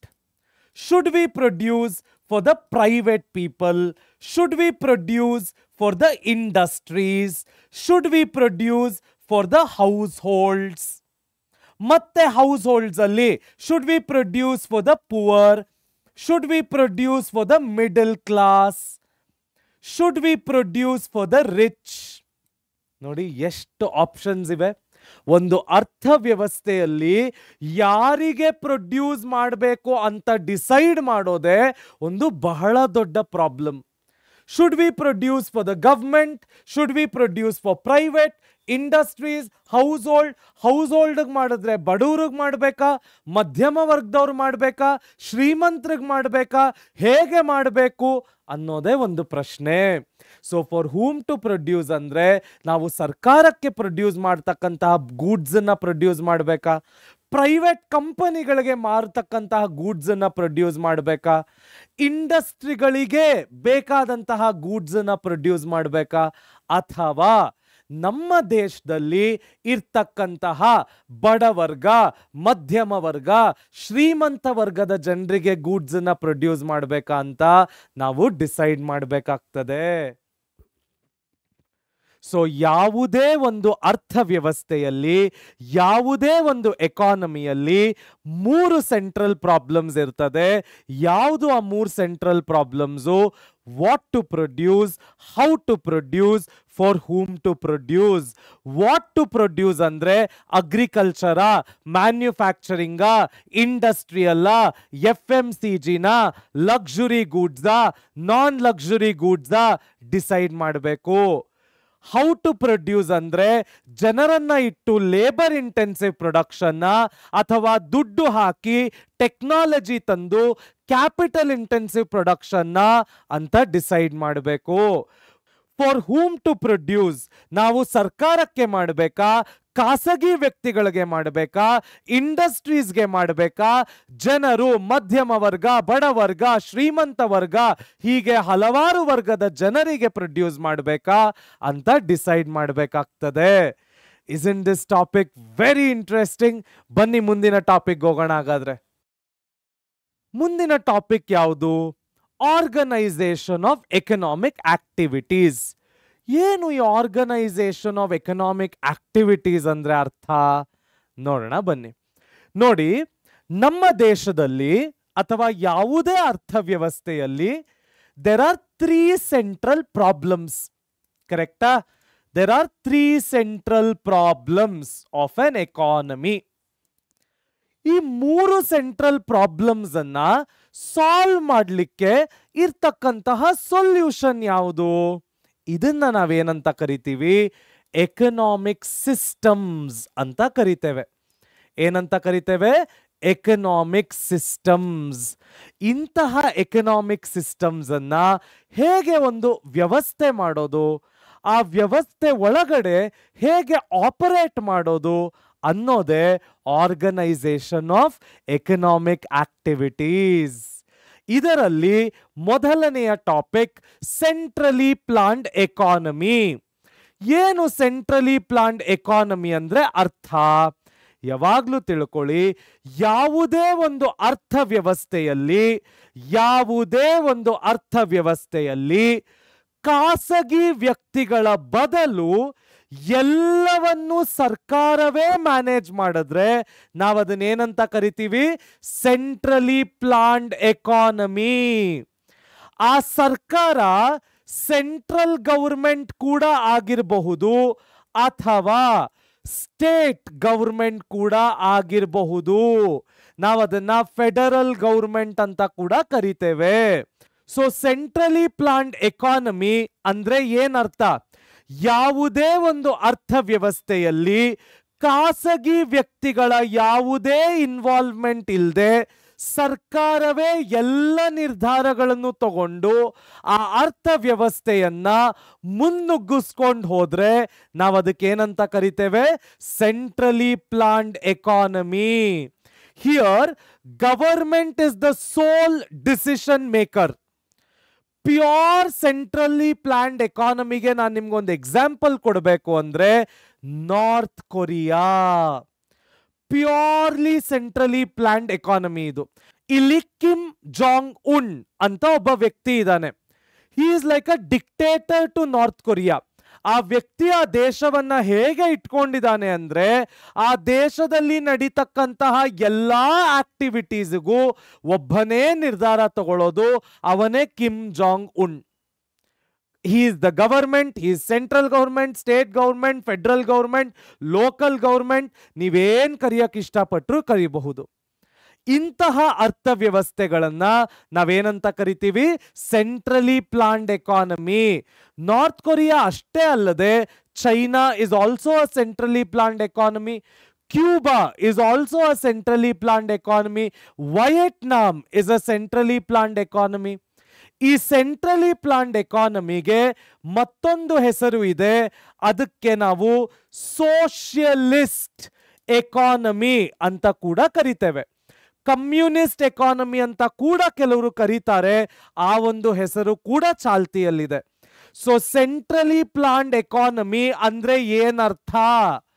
ಯಾವುದೇ ಒಂದು ಅರ್ಥವ್ಯವಸ್ಥೆಯಲ್ಲಿ, ಯಾವುದೇ ಒಂದು ಎಕಾನಮಿಯಲ್ಲಿ ಸರ್ಕಾರವೇ ಎಲ್ಲ ನಿರ್ಧಾರಗಳನ್ನು ತಗೊಂಡ್ರೆ, ಸರ್ಕಾರವೇ ಎಲ್ಲ ಬಿಸ್ನೆಸ್ ಅನ್ನು ನಡೆಸಿದ್ರೆ, ಸರ್ಕಾರ ಪಬ್ಲಿಕ್ ವೆಲ್ಫೇರ್ಗೋಸ್ಕರ, ಸೋಷಿಯಲ್ ವೆಲ್ಫೇರ್ಗೋಸ್ಕರ ಎಲ್ಲವನ್ನೂ ತನ್ನ ಕೈಯಲ್ಲೇ ಇಟ್ಕೊಂಡು ಖಾಸಗಿಯವರಿಗೆ ಬರಲಿಕ್ಕೆ ಬಿಡದೆ ಹೋದ್ರೆ ಅದಕ್ಕೆ ನಾವೇನಂತೀವಿ? Centrally planned economy, socialist economy, communist economy. ಇದಕ್ಕಿರ್ತಕ್ಕಂತಹ ಉದಾಹರಣೆಗಳು ಯಾವುದು? ಎಕ್ಸಾಂಪಲ್ಸ್ ಯಾವುದು? Cuba, Vietnam, North Korea, China, ಹೀಗೆ ಹಲವಾರು ದೇಶಗಳನ್ನ ಕೊಡ್ತಾ ಹೋಗ್ಬಹುದು. ನೆಕ್ಸ್ಟ್ ಯಾವುದಿದೆ? Market economy. ಮಾರ್ಕೆಟ್ ಎಕಾನಮಿಗೆ ಇರ್ತಕ್ಕಂತಹ ಇನ್ನೊಂದು ಹೆಸರು ಕ್ಯಾಪಿಟಲಿಸ್ಟ್ ಎಕಾನಮಿ. ಏನು ಕ್ಯಾಪಿಟಲಿಸ್ಟ್ ಎಕಾನಮಿ ಅಂದ್ರೆ ಅರ್ಥ? ಯಾವ ಯಾವ ಅರ್ಥವ್ಯವಸ್ಥೆಯಲ್ಲಿ, ಯಾವ ಯಾವ ಎಕಾನಮಿಯಲ್ಲಿ ಎಲ್ಲ ಬಿಸ್ನೆಸ್ ಅನ್ನು ಪ್ರೈವೇಟ್ ಅವರಿಗೆ ಕೊಟ್ಟು ಲಾಭಕ್ಕಾಗಿ ಕೆಲಸ ಮಾಡ್ತಾರೋ, ಎಲ್ಲಿ ಸರ್ಕಾರದ ಇನ್ವಾಲ್ವ್ಮೆಂಟ್, ಸರ್ಕಾರದ ನಿರ್ಧಾರಗಳು ಕಡಿಮೆ ಇರ್ತದೋ ಅಂತಹ ಅರ್ಥವ್ಯವಸ್ಥೆಯನ್ನ ನಾವೇನಂತ ಕರಿತೇವೆ? ಮಾರ್ಕೆಟ್ ಎಕಾನಮಿ ಅಥವಾ ಕ್ಯಾಪಿಟಲಿಸ್ಟ್ ಎಕಾನಮಿ ಅಂತ ಕರಿತೇವೆ. ಸೊ ಮಾರ್ಕೆಟ್ ಎಕಾನಮಿ ಅಥವಾ ಕ್ಯಾಪಿಟಲಿಸ್ಟ್ ಎಕಾನಮಿ ಅಂದ್ರೆ ಅರ್ಥ ಏನು? ಯಾವುದೇ ಒಂದು ಎಕಾನಮಿಯಲ್ಲಿ if the private players play the maximum role with minimum government involvement, ಅದನ್ನ ನಾವೇನಂತೀವಿ? Market economy, capitalist economy. Here everything is for profit. ಅಲ್ಲಿ ಅಂದ್ರೆ ಸೆಂಟ್ರಲಿ ಪ್ಲಾನ್ಡ್ ಎಕಾನಮಿಯಲ್ಲಿ government will look for public welfare, social welfare. ಆದರೆ ಇಲ್ಲಿ everything runs only on the basis of money. ಇಲ್ಲಿ poor people, poverty ridden people survive ಆಗ್ಲಿಕ್ಕೆ ಸಾಧ್ಯ ಇಲ್ಲ, ಕಷ್ಟ ಆಗ್ತದೆ. ಯಾಕೆ ಅಂದ್ರೆ ಇದು ದುಡ್ಡಿನ ಮೇಲೆ ನಿಂತಿರ್ತಕ್ಕಂತಹ ವ್ಯವಸ್ಥೆ. ಅದಕ್ಕೆ ನಾವೇನಂತೀವಿ? Market economy, capitalist economy. ಇದಕ್ಕೆ ಎಕ್ಸಾಂಪಲ್ ಯಾವುದು? USA, UK, Switzerland, Germany, Luxembourg, Dubai. ಇವೆಲ್ಲವೂ ಏನಾಗುತ್ತೆ? ಮಾರ್ಕೆಟ್ ಎಕಾನಮಿ ಆಗುತ್ತೆ, ಕ್ಯಾಪಿಟಲಿಸ್ಟ್ ಎಕಾನಮಿ ಆಗುತ್ತೆ. ಇಲ್ಲಿ ಜನ ಲಾಭಕ್ಕಾಗಿಯೇ ಕೆಲಸ ಮಾಡೋದು. ಯಾವ ಮನುಷ್ಯತ್ವಕ್ಕೂ ಇಲ್ಲಿ ದಾರಿ ಇಲ್ಲ, ಯಾವ ಮನುಷ್ಯತ್ವವನ್ನು ಇಲ್ಲಿ ಕೇಳೋದಿಲ್ಲ. ಲಾಭಕ್ಕಾಗಿಯೇ ನಡೀತಕ್ಕಂತಹ ವ್ಯವಸ್ಥೆಯನ್ನ ನಾವೇನಂತ ಕರಿತೀವಿ? ಕ್ಯಾಪಿಟಲಿಸ್ಟ್ ಎಕಾನಮಿ ಅಂತ ಕರಿತೀವಿ. ಇಂತಹ ಕ್ಯಾಪಿಟಲಿಸ್ಟ್ ಎಕಾನಮಿನೇ ನಿಮಗೆ ಬೆಸ್ಟ್ ಟೆಕ್ ಕಂಪನೀಸ್ ಅನ್ನ ಕೂಡ ಕೊಡೋದು. ಮೈಕ್ರೋಸಾಫ್ಟ್ ಕ್ಯಾಪಿಟಲಿಸ್ಟ್ ಎಕಾನಮಿ USA ಇಂದ ಬಂದಿರೋದು, ಫೇಸ್ಬುಕ್ ಕ್ಯಾಪಿಟಲಿಸ್ಟ್ ಎಕಾನಮಿ USA ಇಂದ ಬಂದಿರೋದು, ಮೈಕ್ರೋಸಾಫ್ಟ್ ಕ್ಯಾಪಿಟಲಿಸ್ಟ್ ಎಕಾನಮಿ USA ಇಂದ ಬಂದಿರೋದು, ಗೂಗಲ್ ಅಂದ್ರೆ ಆಲ್ಫಾಬೆಟ್ ಕ್ಯಾಪಿಟಲಿಸ್ಟ್ ಎಕಾನಮಿ USA ಇಂದ ಬಂದಿರತಕ್ಕಂಥದ್ದು. ಹೀಗೆ ಹಲವಾರು ಕಂಪನಿಗಳನ್ನ ಇಂತಹ ಮಾರ್ಕೆಟ್ ಎಕಾನಮಿ ಪ್ರೊಡ್ಯೂಸ್ ಮಾಡ್ತದೆ. ಯಾಕೆ ಅಂದ್ರೆ ಇಲ್ಲಿ ಪ್ರೈವೇಟ್ ಪ್ಲೇಯರ್ಸಿಗೆ ಪಾಲಿಸಿ ಮಾಡ್ಕೊಳ್ತಕ್ಕಂತಹ ಒಂದು ಫ್ರೀಡಮ್ ಇರ್ತದೆ ಮತ್ತು ಗವರ್ಮೆಂಟ್ನ ಇಂಟರ್ವೆನ್ಷನ್ ಬಿಸ್ನೆಸ್ಗಳಲ್ಲಿ ಏನಾಗಿರುತ್ತೆ, ಮಿನಿಮಮ್ ಆಗಿರುತ್ತೆ. ಇಲ್ವೇ ಇಲ್ಲ ಅಂತ ನಾನು ಹೇಳೋದಿಲ್ಲ, ಆದರೆ ಮಿನಿಮಮ್ ಆಗಿರೋದನ್ನ ನಾವೇನಂತ ಕರಿತೇವೆ, ಮಾರ್ಕೆಟ್ ಎಕಾನಮಿ ಅಥವಾ ಕ್ಯಾಪಿಟಲಿಸ್ಟ್ ಎಕಾನಮಿ ಅಂತ ಕರಿತೇವೆ. ಹಲವಾರು ಎಕ್ಸಾಂಪಲ್ಗಳಿವೆ, ಮತ್ತಷ್ಟು ಕೊಡೋದಾದ್ರೆ ಜಪಾನ್, ಆಸ್ಟ್ರೇಲಿಯಾ, ನ್ಯೂಜಿಲೆಂಡ್ ಇವೆಲ್ಲವೂ ಕೂಡ ಏನಾಗುತ್ತೆ, ಕ್ಯಾಪಿಟಲಿಸ್ಟ್ ಎಕಾನಮಿ ಅಥವಾ ಮಾರ್ಕೆಟ್ ಎಕಾನಮಿ ಆಗ್ತದೆ. isn't it easy? Next one, mixed economy. ಏನು ಮಿಕ್ಸೆಡ್ ಎಕಾನಮಿ ಅಂದ್ರೆ ಅರ್ಥ ಕೇರ್ಫುಲ್ ಆಗಿ ಕೇಳಿಸ್ಕೊಳ್ಳಿ. It is a combination of socialist and capitalist economy. So ಯಾವುದೇ ಸೆಂಟ್ರಲಿ ಪ್ಲಾನ್ಡ್ ಎಕಾನಮಿ ಮತ್ತು ಮಾರ್ಕೆಟ್ ಎಕಾನಮಿ ಎರಡನ್ನು ಕಂಬೈನ್ಡ್ ಮಾಡಿ ತೆಗೆದ್ರೆ ಅದನ್ನ ನಾವೇನಂತ ಕರಿತೇವೆ, ಮಿಕ್ಸೆಡ್ ಎಕಾನಮಿ ಅಂತ ಕರಿತೇವೆ. ಇನ್ ಸಿಂಪಲ್ ವರ್ಡ್ಸ್, ಇದನ್ನ ಮತ್ತಷ್ಟು ಸುಲಭವಾಗಿ ನಿಮ್ಗೆ ಹೇಳಬೇಕು ಅಂದ್ರೆ ನಾನೊಂದು ಪದವನ್ನ ಉಪಯೋಗಿಸ್ತೇನೆ, PPP. ಏನು PPP ಅಂದ್ರೆ ಪಬ್ಲಿಕ್ ಪ್ರೈವೇಟ್ ಪಾರ್ಟ್ನರ್ಶಿಪ್. ಈ ಮಿಕ್ಸೆಡ್ ಎಕಾನಮಿಗೆ ನಮ್ಮ ಭಾರತಕ್ಕಿಂತ ಅತ್ಯುತ್ತಮ ಉದಾಹರಣೆ ಸಿಗಲಿಕ್ಕೆ ಇಡೀ ವಿಶ್ವದಲ್ಲಿ ಸಾಧ್ಯವಿಲ್ಲ. ಇದು ಬಹಳ ಹೆಮ್ಮೆಯ ಫ್ಯಾಕ್ಟ್. ಯಾಕೆ ಸಾಧ್ಯವಿಲ್ಲ? ನಮ್ಮ ದೇಶದಲ್ಲಿ ಪ್ರೈವೇಟ್ ಮತ್ತು ಪಬ್ಲಿಕ್ ಸೆಕ್ಟಾರ್ಗಳು ಹ್ಯಾಂಡ್ ಇನ್ ಹ್ಯಾಂಡ್ ಜೋಡಿಸಿ ಕೆಲಸ ಮಾಡ್ತಾರೆ. BMRCL is the best example. ಹಲವಾರು ಫ್ಲೈಓವರ್ಗಳು, ಬ್ರಿಡ್ಜ್ಗಳು, ರೈಲ್ವೆ ಸಿಸ್ಟಮ್ಗಳು, ಏರ್ಪೋರ್ಟ್ಗಳು ಇವೆಲ್ಲವೂ ಏನು, public private partnership. BMRCL public private partnership, central government, state government ಮತ್ತು BMRCL ನಡುವಿನ ಪಾರ್ಟ್ನರ್ಶಿಪ್. ಹಲವಾರು ರೋಡ್ಗಳು ಕಟ್ತಾರೆ. L&T ಅಥವಾ ಯಾರು ಅದರ ಕಾಂಟ್ರಾಕ್ಟ್ ತಗೋತಾರೋ ಆ ವ್ಯಕ್ತಿ ಮತ್ತು ಗವರ್ಮೆಂಟ್ ನಡುವಿನ ಪಾರ್ಟ್ನರ್ಶಿಪ್. ರೈಲ್ವೇಸ್, ಈ ದಿನಗಳಲ್ಲಿ ಹಲವಾರು ಪ್ರೈವೇಟ್ ರೈಲ್ವೇಸ್ ಕೂಡ ನಿಧಾನಕ್ಕೆ ಬರ್ತಾ ಇದೆ. Airport, public private partnership. So ಈ ತರ ಸರ್ಕಾರ ಮತ್ತು ಪ್ರೈವೇಟ್ ಕಂಪನಿಗಳು ಕೈ ಜೋಡಿಸಿ ಒಂದು ದೇಶವನ್ನ ಮುನ್ನುಗ್ಗಿಸಿದ್ರೆ, ಒಂದು ದೇಶವನ್ನ ಮುಂದೆ ಕರ್ಕೊಂಡು ಹೋದ್ರೆ ಅಂತಹ ಎಕಾನಮಿಯನ್ನ ನಾವೇನಂತ ಕರಿತೇವೆ, ಮಿಕ್ಸೆಡ್ ಎಕಾನಮಿ ಅಂತ ಕರಿತೇವೆ. isn't it very interesting? ಈ ಮಿಕ್ಸೆಡ್ ಎಕಾನಮಿಗೆ ಬೆಸ್ಟ್ ಎಕ್ಸಾಂಪಲ್ ಅಂದ್ರೆ ನಮ್ಮ ದೇಶ, ಹೆಮ್ಮೆಯ ದೇಶ, ನಮ್ಮೆಲ್ಲರಿಗೂ ಅನ್ನ ಕೊಡ್ತಾ ಇರ್ತಕ್ಕಂತಹ ನಾಡು ನಮ್ಮ Bharat. So India is the best example of public-private partnership. India is the best example of a combination of centrally planned economy and capitalist economy. ಅದನ್ನ ನಾವು ಎಕನಾಮಿಕ್ಸ್ ಅಲ್ಲಿ ಏನಂತ ಕರಿತೇವೆ, ಮಿಕ್ಸೆಡ್ ಎಕಾನಮಿ ಅಂತ ಕರಿತೇವೆ. isn't it easy? ಸೊ ಯಾವುದೇ central ಪ್ರಾಬ್ಲಮ್ಸ್ನ fix ಮಾಡಲಿಕ್ಕೆ, ಯಾವುದೇ ಸೆಂಟ್ರಲ್ ಪ್ರಾಬ್ಲಮ್ಸ್ನ ಹೋಗಲಾಡಿಸ್ಲಿಕ್ಕೆ 3 ಎಕನಾಮಿಕ್ ಸಿಸ್ಟಮ್ಗಳಿವೆ. ಯಾವ ಆ 3 ಎಕನಾಮಿಕ್ ಸಿಸ್ಟಮ್ಗಳು? ಮೊದಲನೆಯದು ಸೆಂಟ್ರಲಿ ಪ್ಲಾನ್ಡ್ ಎಕಾನಮಿ, ಎರಡನೆಯದು ಮಾರ್ಕೆಟ್ ಅಥವಾ ಕ್ಯಾಪಿಟಲಿಸ್ಟ್ ಎಕಾನಮಿ, ಮೂರನೆಯದು ಮಿಕ್ಸೆಡ್ ಎಕಾನಮಿ. ಸೆಂಟ್ರಲಿ ಪ್ಲಾನ್ಡ್ ಎಕಾನಮಿಗೆ China, Cuba, Vietnam, North Korea ಉದಾಹರಣೆಗಳಾದ್ರೆ, ಕ್ಯಾಪಿಟಲಿಸ್ಟ್ ಎಕಾನಮಿಗೆ USA, UK, Australia, New Zealand, Luxembourg, Germany, Switzerland ಹೀಗೆ ಹೇಳ್ತಾ ಹೋದ್ರೆ ಪಟ್ಟಿ ಬೆಳೀತಾನೆ ಹೋಗುತ್ತೆ. ಮಿಕ್ಸೆಡ್ ಎಕಾನಮಿಗೆ ನಮ್ಮ ದೇಶ, ಹೆಮ್ಮೆಯ ದೇಶ ಭಾರತ ದೇಶ is the best example. Let us move ahead to the next topic then. ಹಾಗಾದ್ರೆ ಒಂದು ಸೆಂಟ್ರಲಿ ಪ್ಲಾನ್ಡ್ ಎಕಾನಮಿಯಲ್ಲಿ ಇರ್ತಕ್ಕಂತಹ ಫೀಚರ್ಸ್ ಏನು ನೋಡೋಣ ಬನ್ನಿ.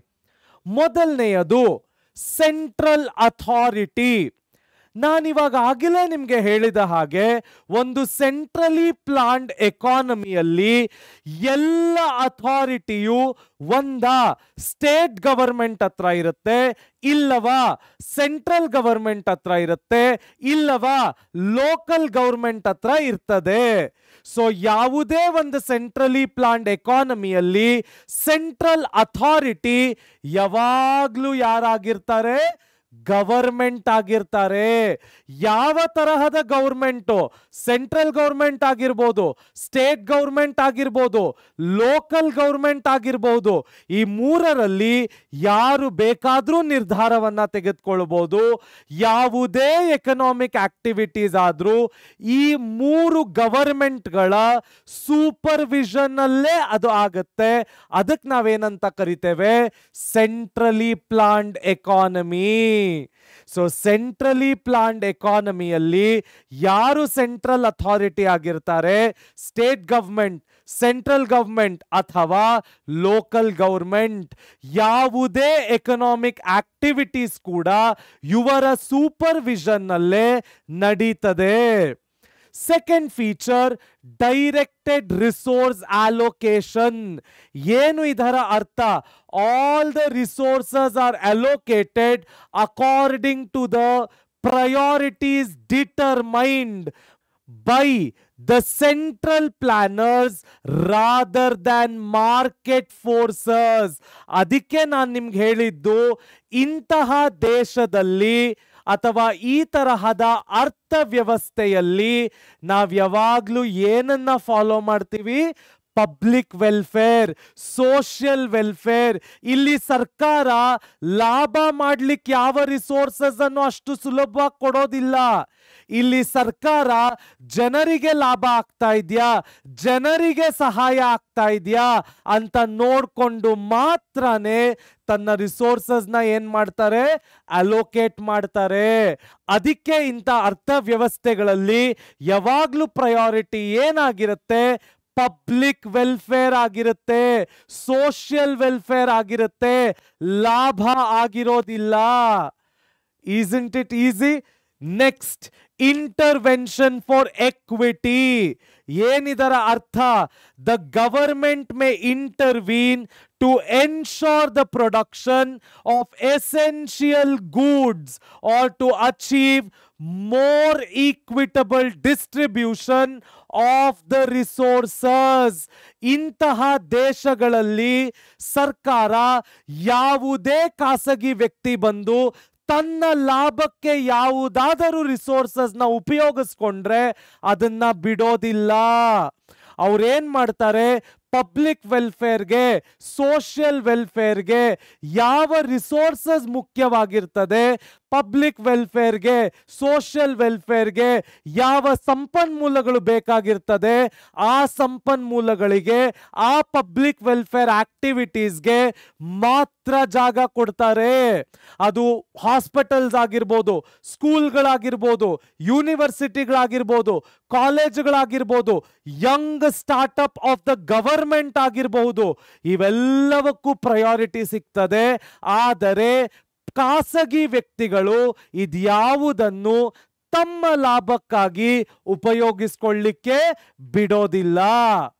ಮುಂದಿನ ಟಾಪಿಕ್ ಮಾರ್ಕೆಟ್ ಎಕಾನಮಿ.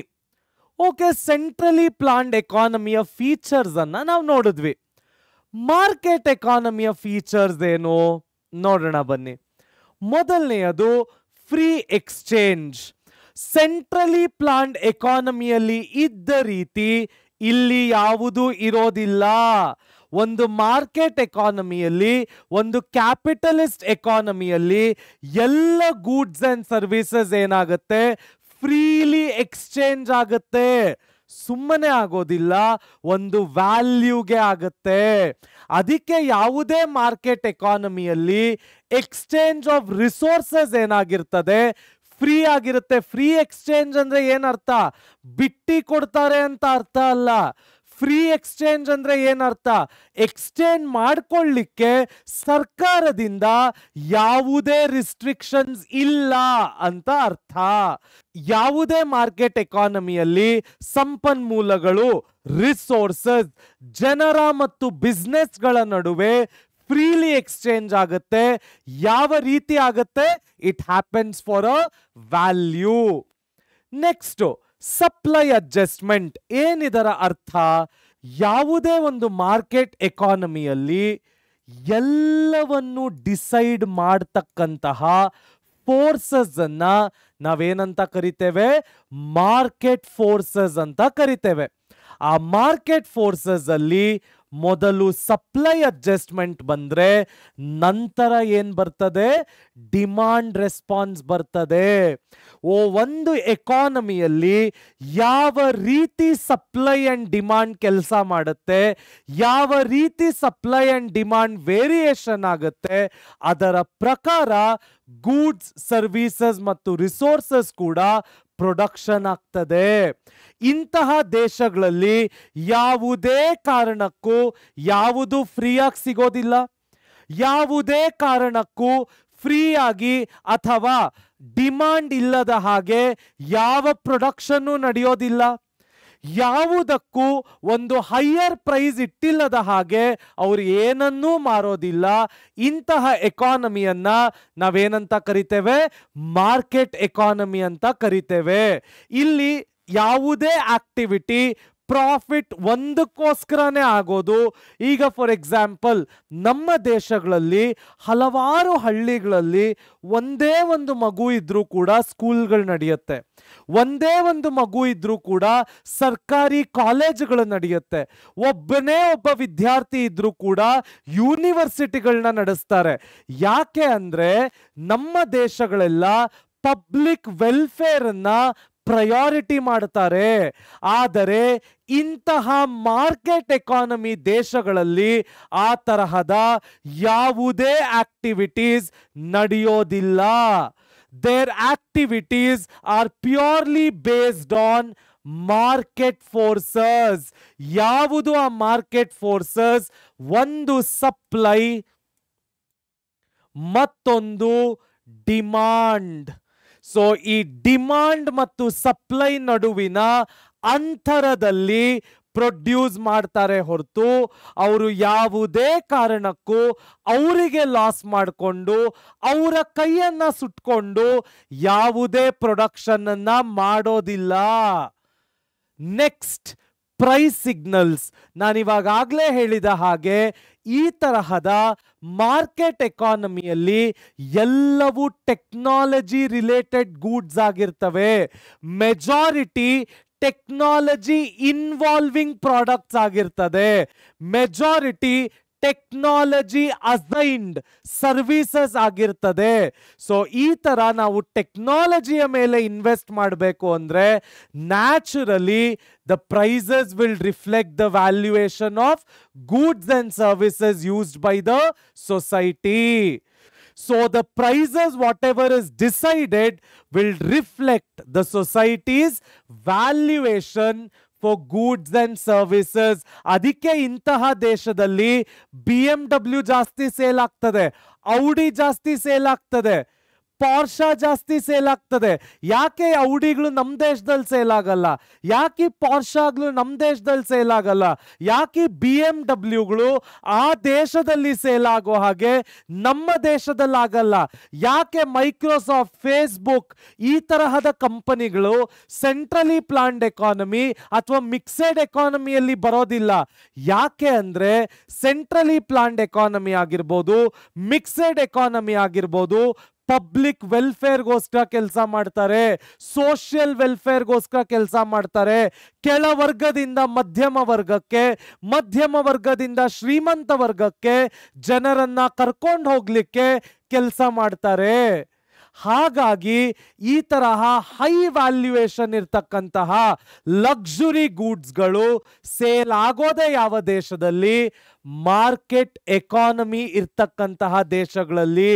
ನಾನು ಇವಾಗಲೇ ಹೇಳ್ದಂಗೆ US, UK, Australia, New Zealand, Luxembourg, Germany, Switzerland, ಹೀಗೆ ಹಲವಾರು ದೇಶಗಳನ್ನ ನಾವು ಎಕ್ಸಾಂಪಲ್ ಆಗಿ ತೆಗೆದುಕೊಳ್ಳಬಹುದು. Isn't this very simple? Yes. ಹಾಗಾದ್ರೆ ಮುಂದಿನ topic, mixed economies in reality. ಏನಪ್ಪ ಇಷ್ಟೊಂದು ಡಿಸ್ಕಷನ್ ಮಾಡ್ಬಿಟ್ವಿ ಸೆಂಟ್ರಲಿ ಪ್ಲಾನ್ಡ್ ಎಕಾನಮಿ ಬಗ್ಗೆ, ಇಷ್ಟೊಂದು ಡಿಸ್ಕಷನ್ ಮಾಡ್ಬಿಟ್ವಿ ಮಾರ್ಕೆಟ್ ಎಕಾನಮಿ ಬಗ್ಗೆ. ಈಗ ನೋಡಿದ್ರೆ ಸ್ಲೈಡಲ್ಲಿ ಮಿಕ್ಸೆಡ್ ಎಕಾನಮೀಸ್ ಇನ್ ರಿಯಾಲಿಟಿ ಅಂತ ಬರ್ತಾ ಇದೆಯಲ್ಲ, ಏನರ್ಥ? ಕೇರ್ಫುಲ್ ಆಗಿ ಕೇಳಿಸ್ಕೊಳ್ಳಿ.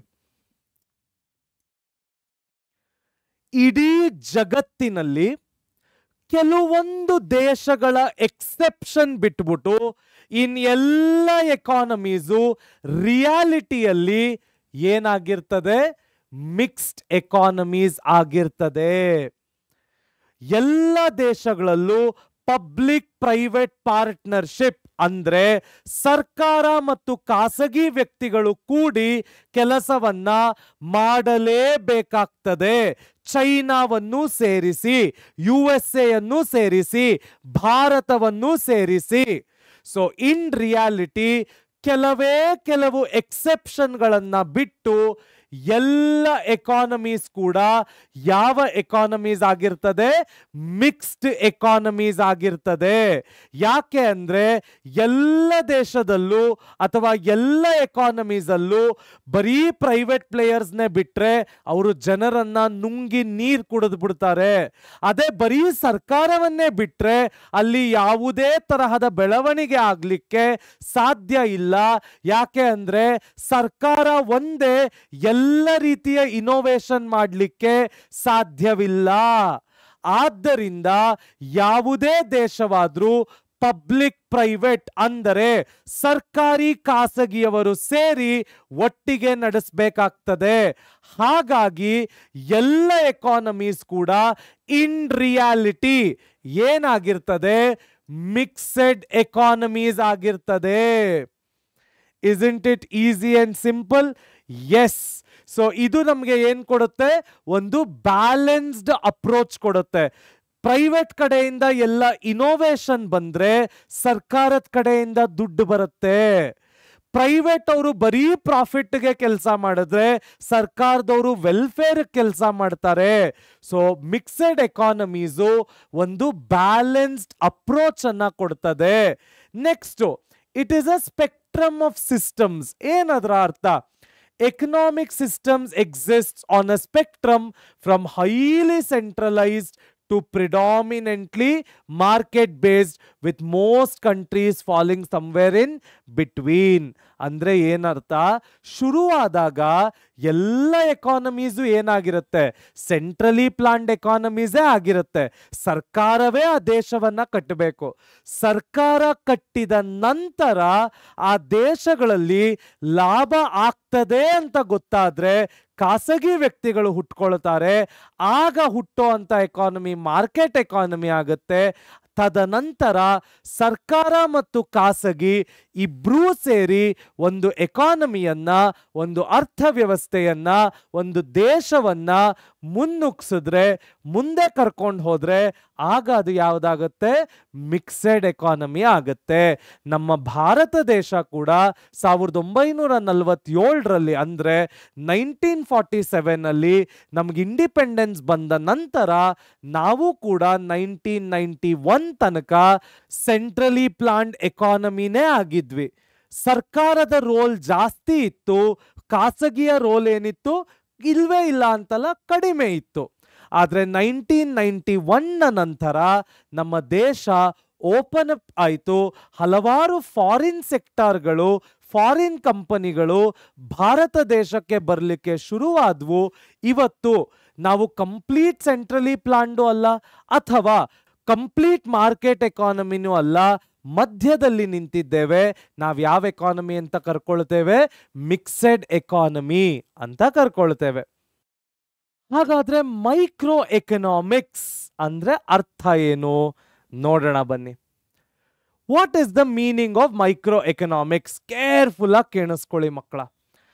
Any economy, I repeat, any economy where we study the individual units of an economy is called as what economics? Microeconomics.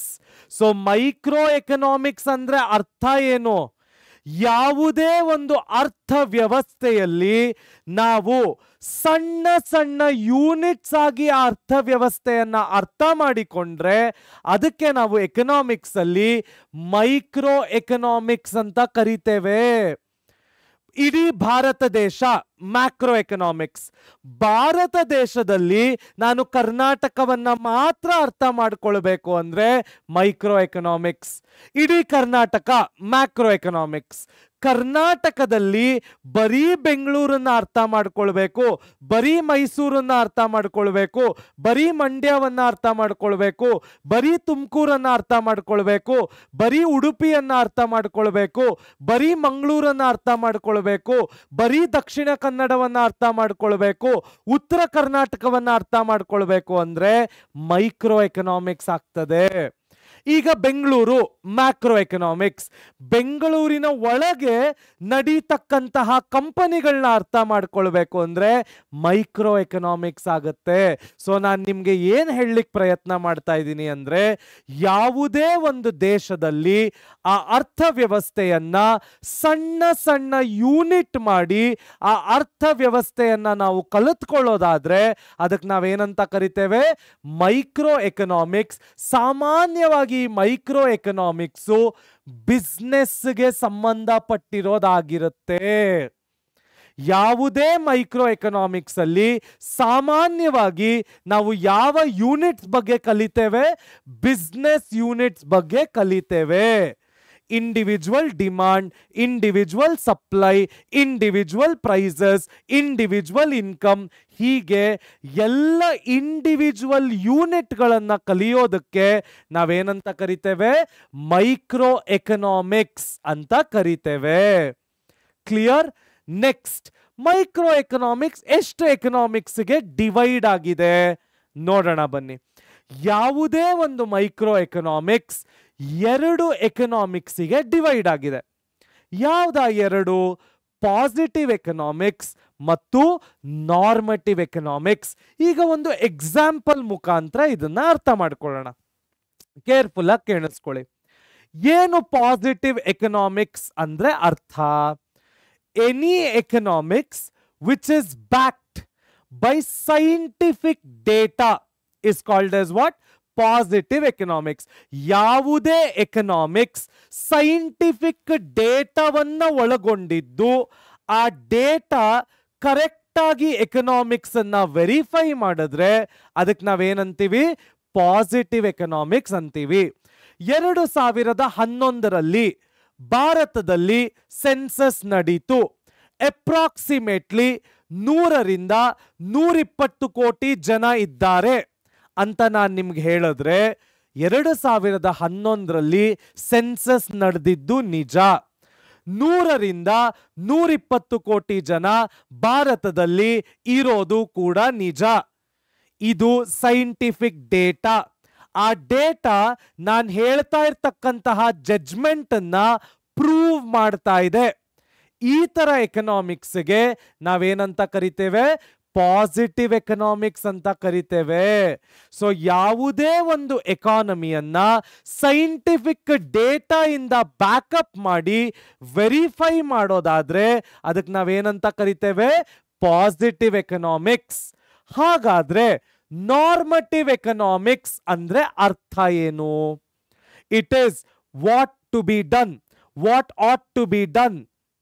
ನಾರ್ಮಟಿವ್ economics ಅಂದ್ರೆ ಅದಕ್ಕೆ ಯಾವುದೇ ಸೈಂಟಿಫಿಕ್ ಎಕ್ಸ್ಪ್ಲನೇಷನ್ ಇರೋದಿಲ್ಲ.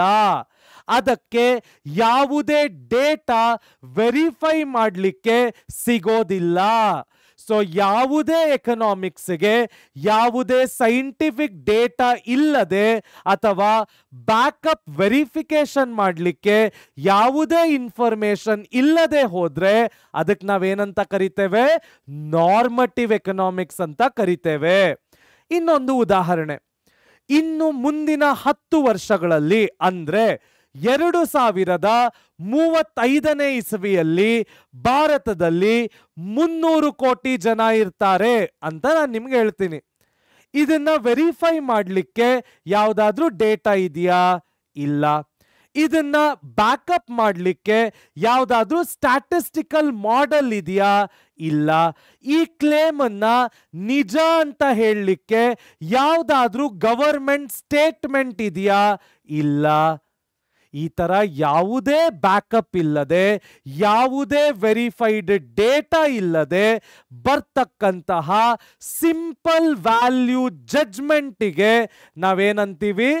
ನಾರ್ಮಟಿವ್ ಎಕನಾಮಿಕ್ಸ್ ಅಂತೀವಿ. It is the evaluation of the mechanism. ಆದ್ರೆ positive economics is the mechanism itself. So positive economics andre it has scientific explanation for the working of the economy. It has data to prove the facts. It is the mechanism itself. Ade normative economics adre what to be done, what not to be done, what is to be done. Artha aita? It doesn't have any scientific explanation. It doesn't have any data for the backup. It is the evaluation of the mechanism. So ನಾನೊಂದು ಉದಾಹರಣೆ ಹೇಳಿದ ಹಾಗೆ 2011ರಲ್ಲಿ ಭಾರತದಲ್ಲಿ census ನಡೀತು. 100ರಿಂದ 120 ಕೋಟಿ ಜನ ಇದ್ರು. Positive economics ಹೌದು ನಡೀತು. 100ರಿಂದ 120 ಕೋಟಿ ಜನ ಇದ್ರು. ಸತ್ಯ. It is proven. ಡೇಟಾ ಇದೆ, ಸ್ಟೇಟ್ಮೆಂಟ್ ಇದೆ, ರೆಕಾರ್ಡ್ಸ್ ಇದೆ.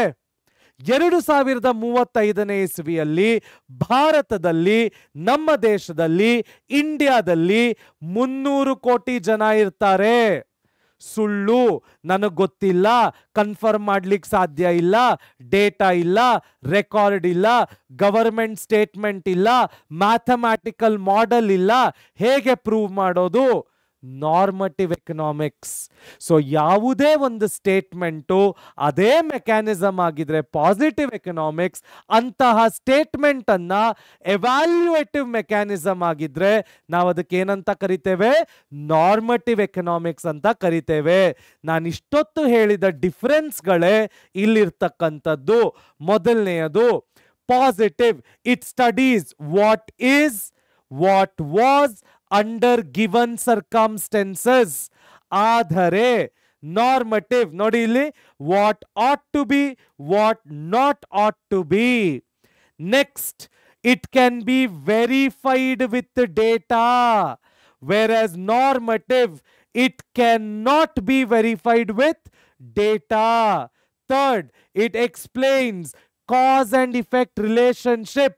Normative value judgment.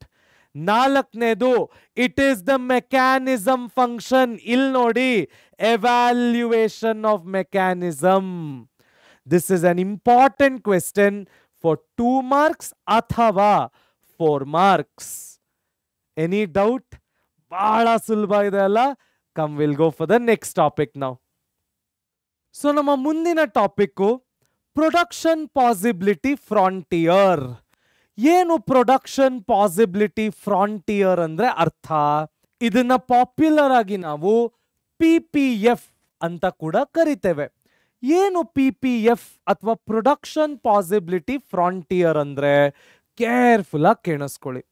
Production possibility frontier is a curve which helps us in understanding the production of combination of two goods with even resources and even technology.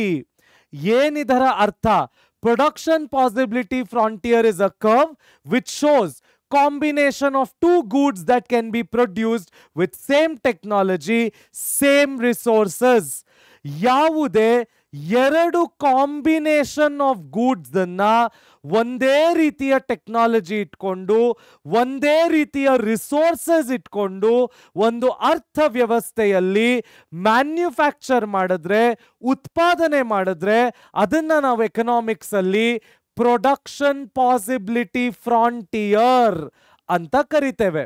So production possibility frontier ಅಂದ್ರೆ ಮತ್ತೊಮ್ಮೆ ಹೇಳ್ತೀನಿ, ಅದರ ಅರ್ಥ ಏನು? This topic is very very important for 6 marks. ಏನು production possibility frontier ಅಂದ್ರೆ? It is the curve that shows the combination of two goods that can be produced with the same resources and same technology. So ಯಾವುದೇ ಒಂದು production possibility frontier ಅಂದ್ರೆ it is a curve which shows ಎರಡು combination of goods ಅದನ್ನ ಉತ್ಪಾದನೆ ಮಾಡಬಹುದು. ಹೇಗೆ ಉತ್ಪಾದನೆ ಮಾಡಬಹುದು? With same technology and with same resources. ಅದನ್ನ ನಾವು ಎಕನಾಮಿಕ್ಸ್ ಅಲ್ಲಿ ಪ್ರೊಡಕ್ಷನ್ ಪಾಸಿಬಿಲಿಟಿ ಫ್ರಾಂಟಿಯರ್ ಅಂತ ಕರಿತೇವೆ.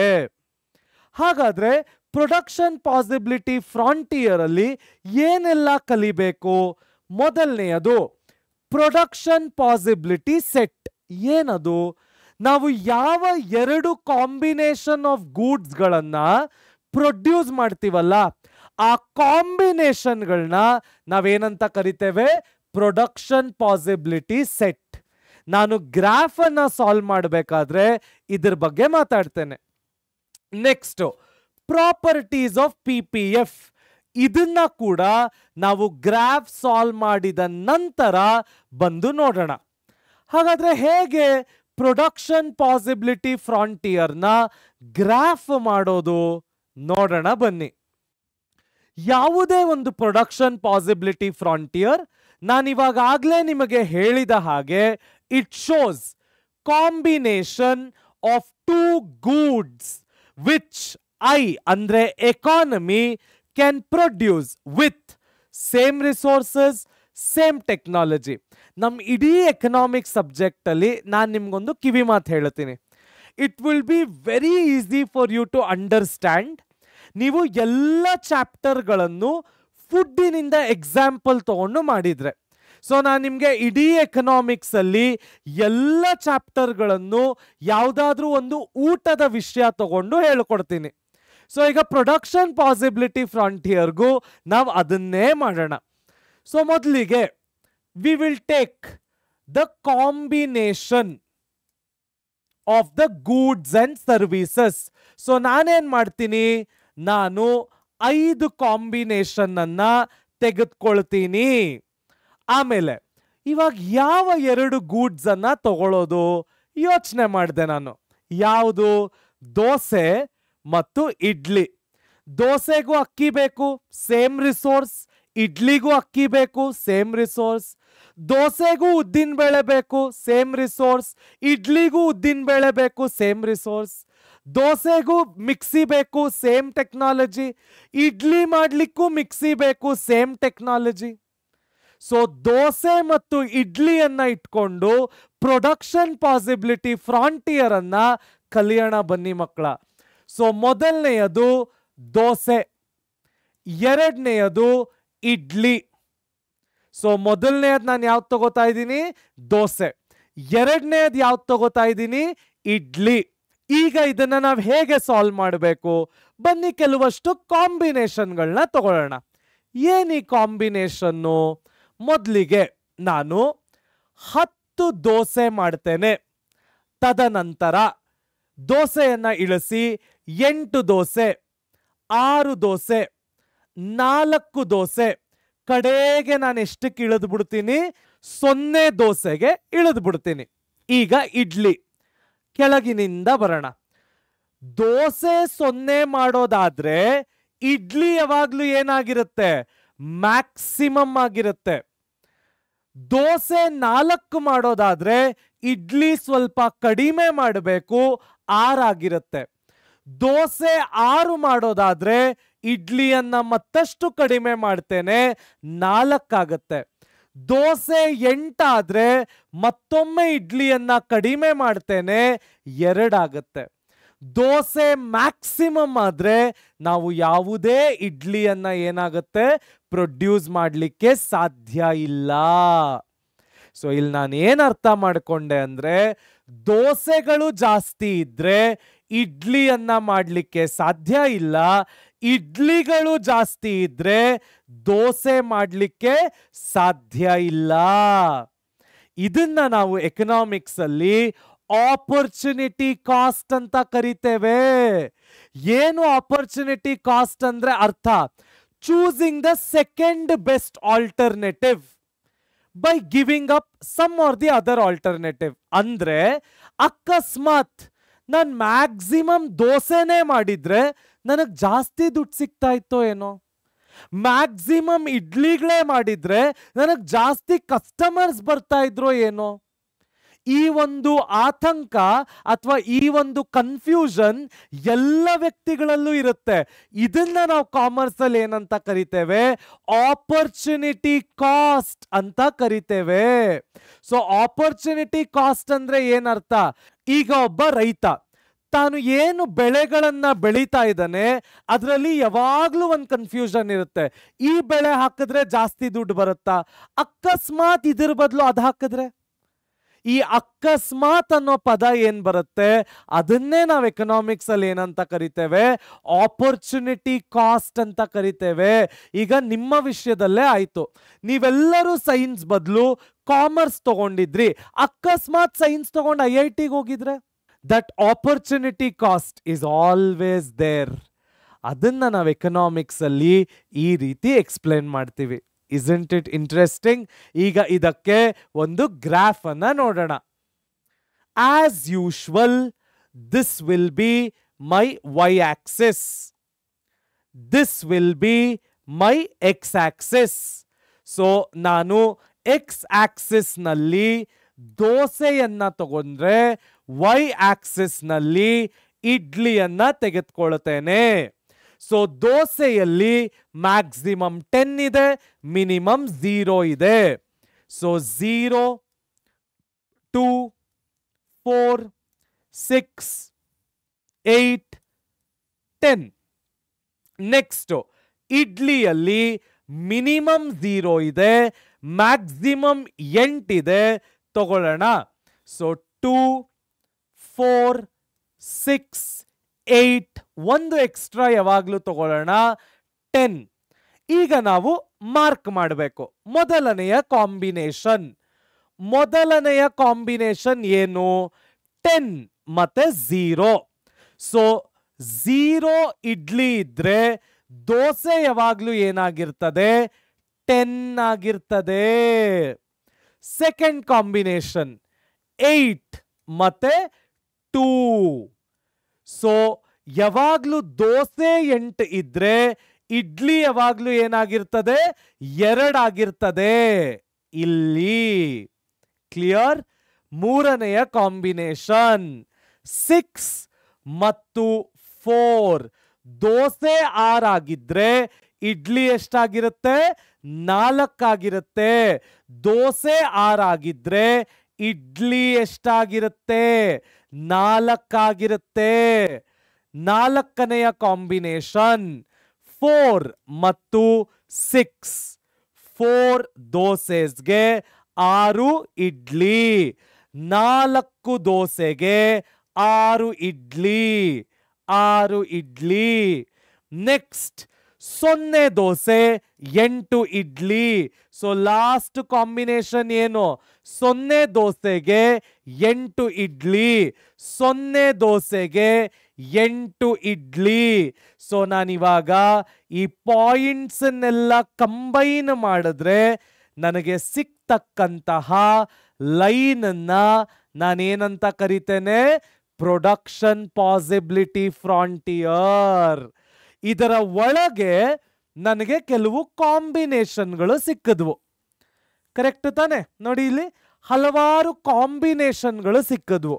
ಈ ಒಳಗೆ ಸಿಕ್ಕಿರ್ತಕ್ಕಂತಹ ಕಾಂಬಿನೇಷನ್ಸ್ಗೆ ನಾನೇನಂತ ಕರಿತೇನೆ, ಪ್ರೊಡಕ್ಷನ್ ಪಾಸಿಬಿಲಿಟಿ ಸೆಟ್.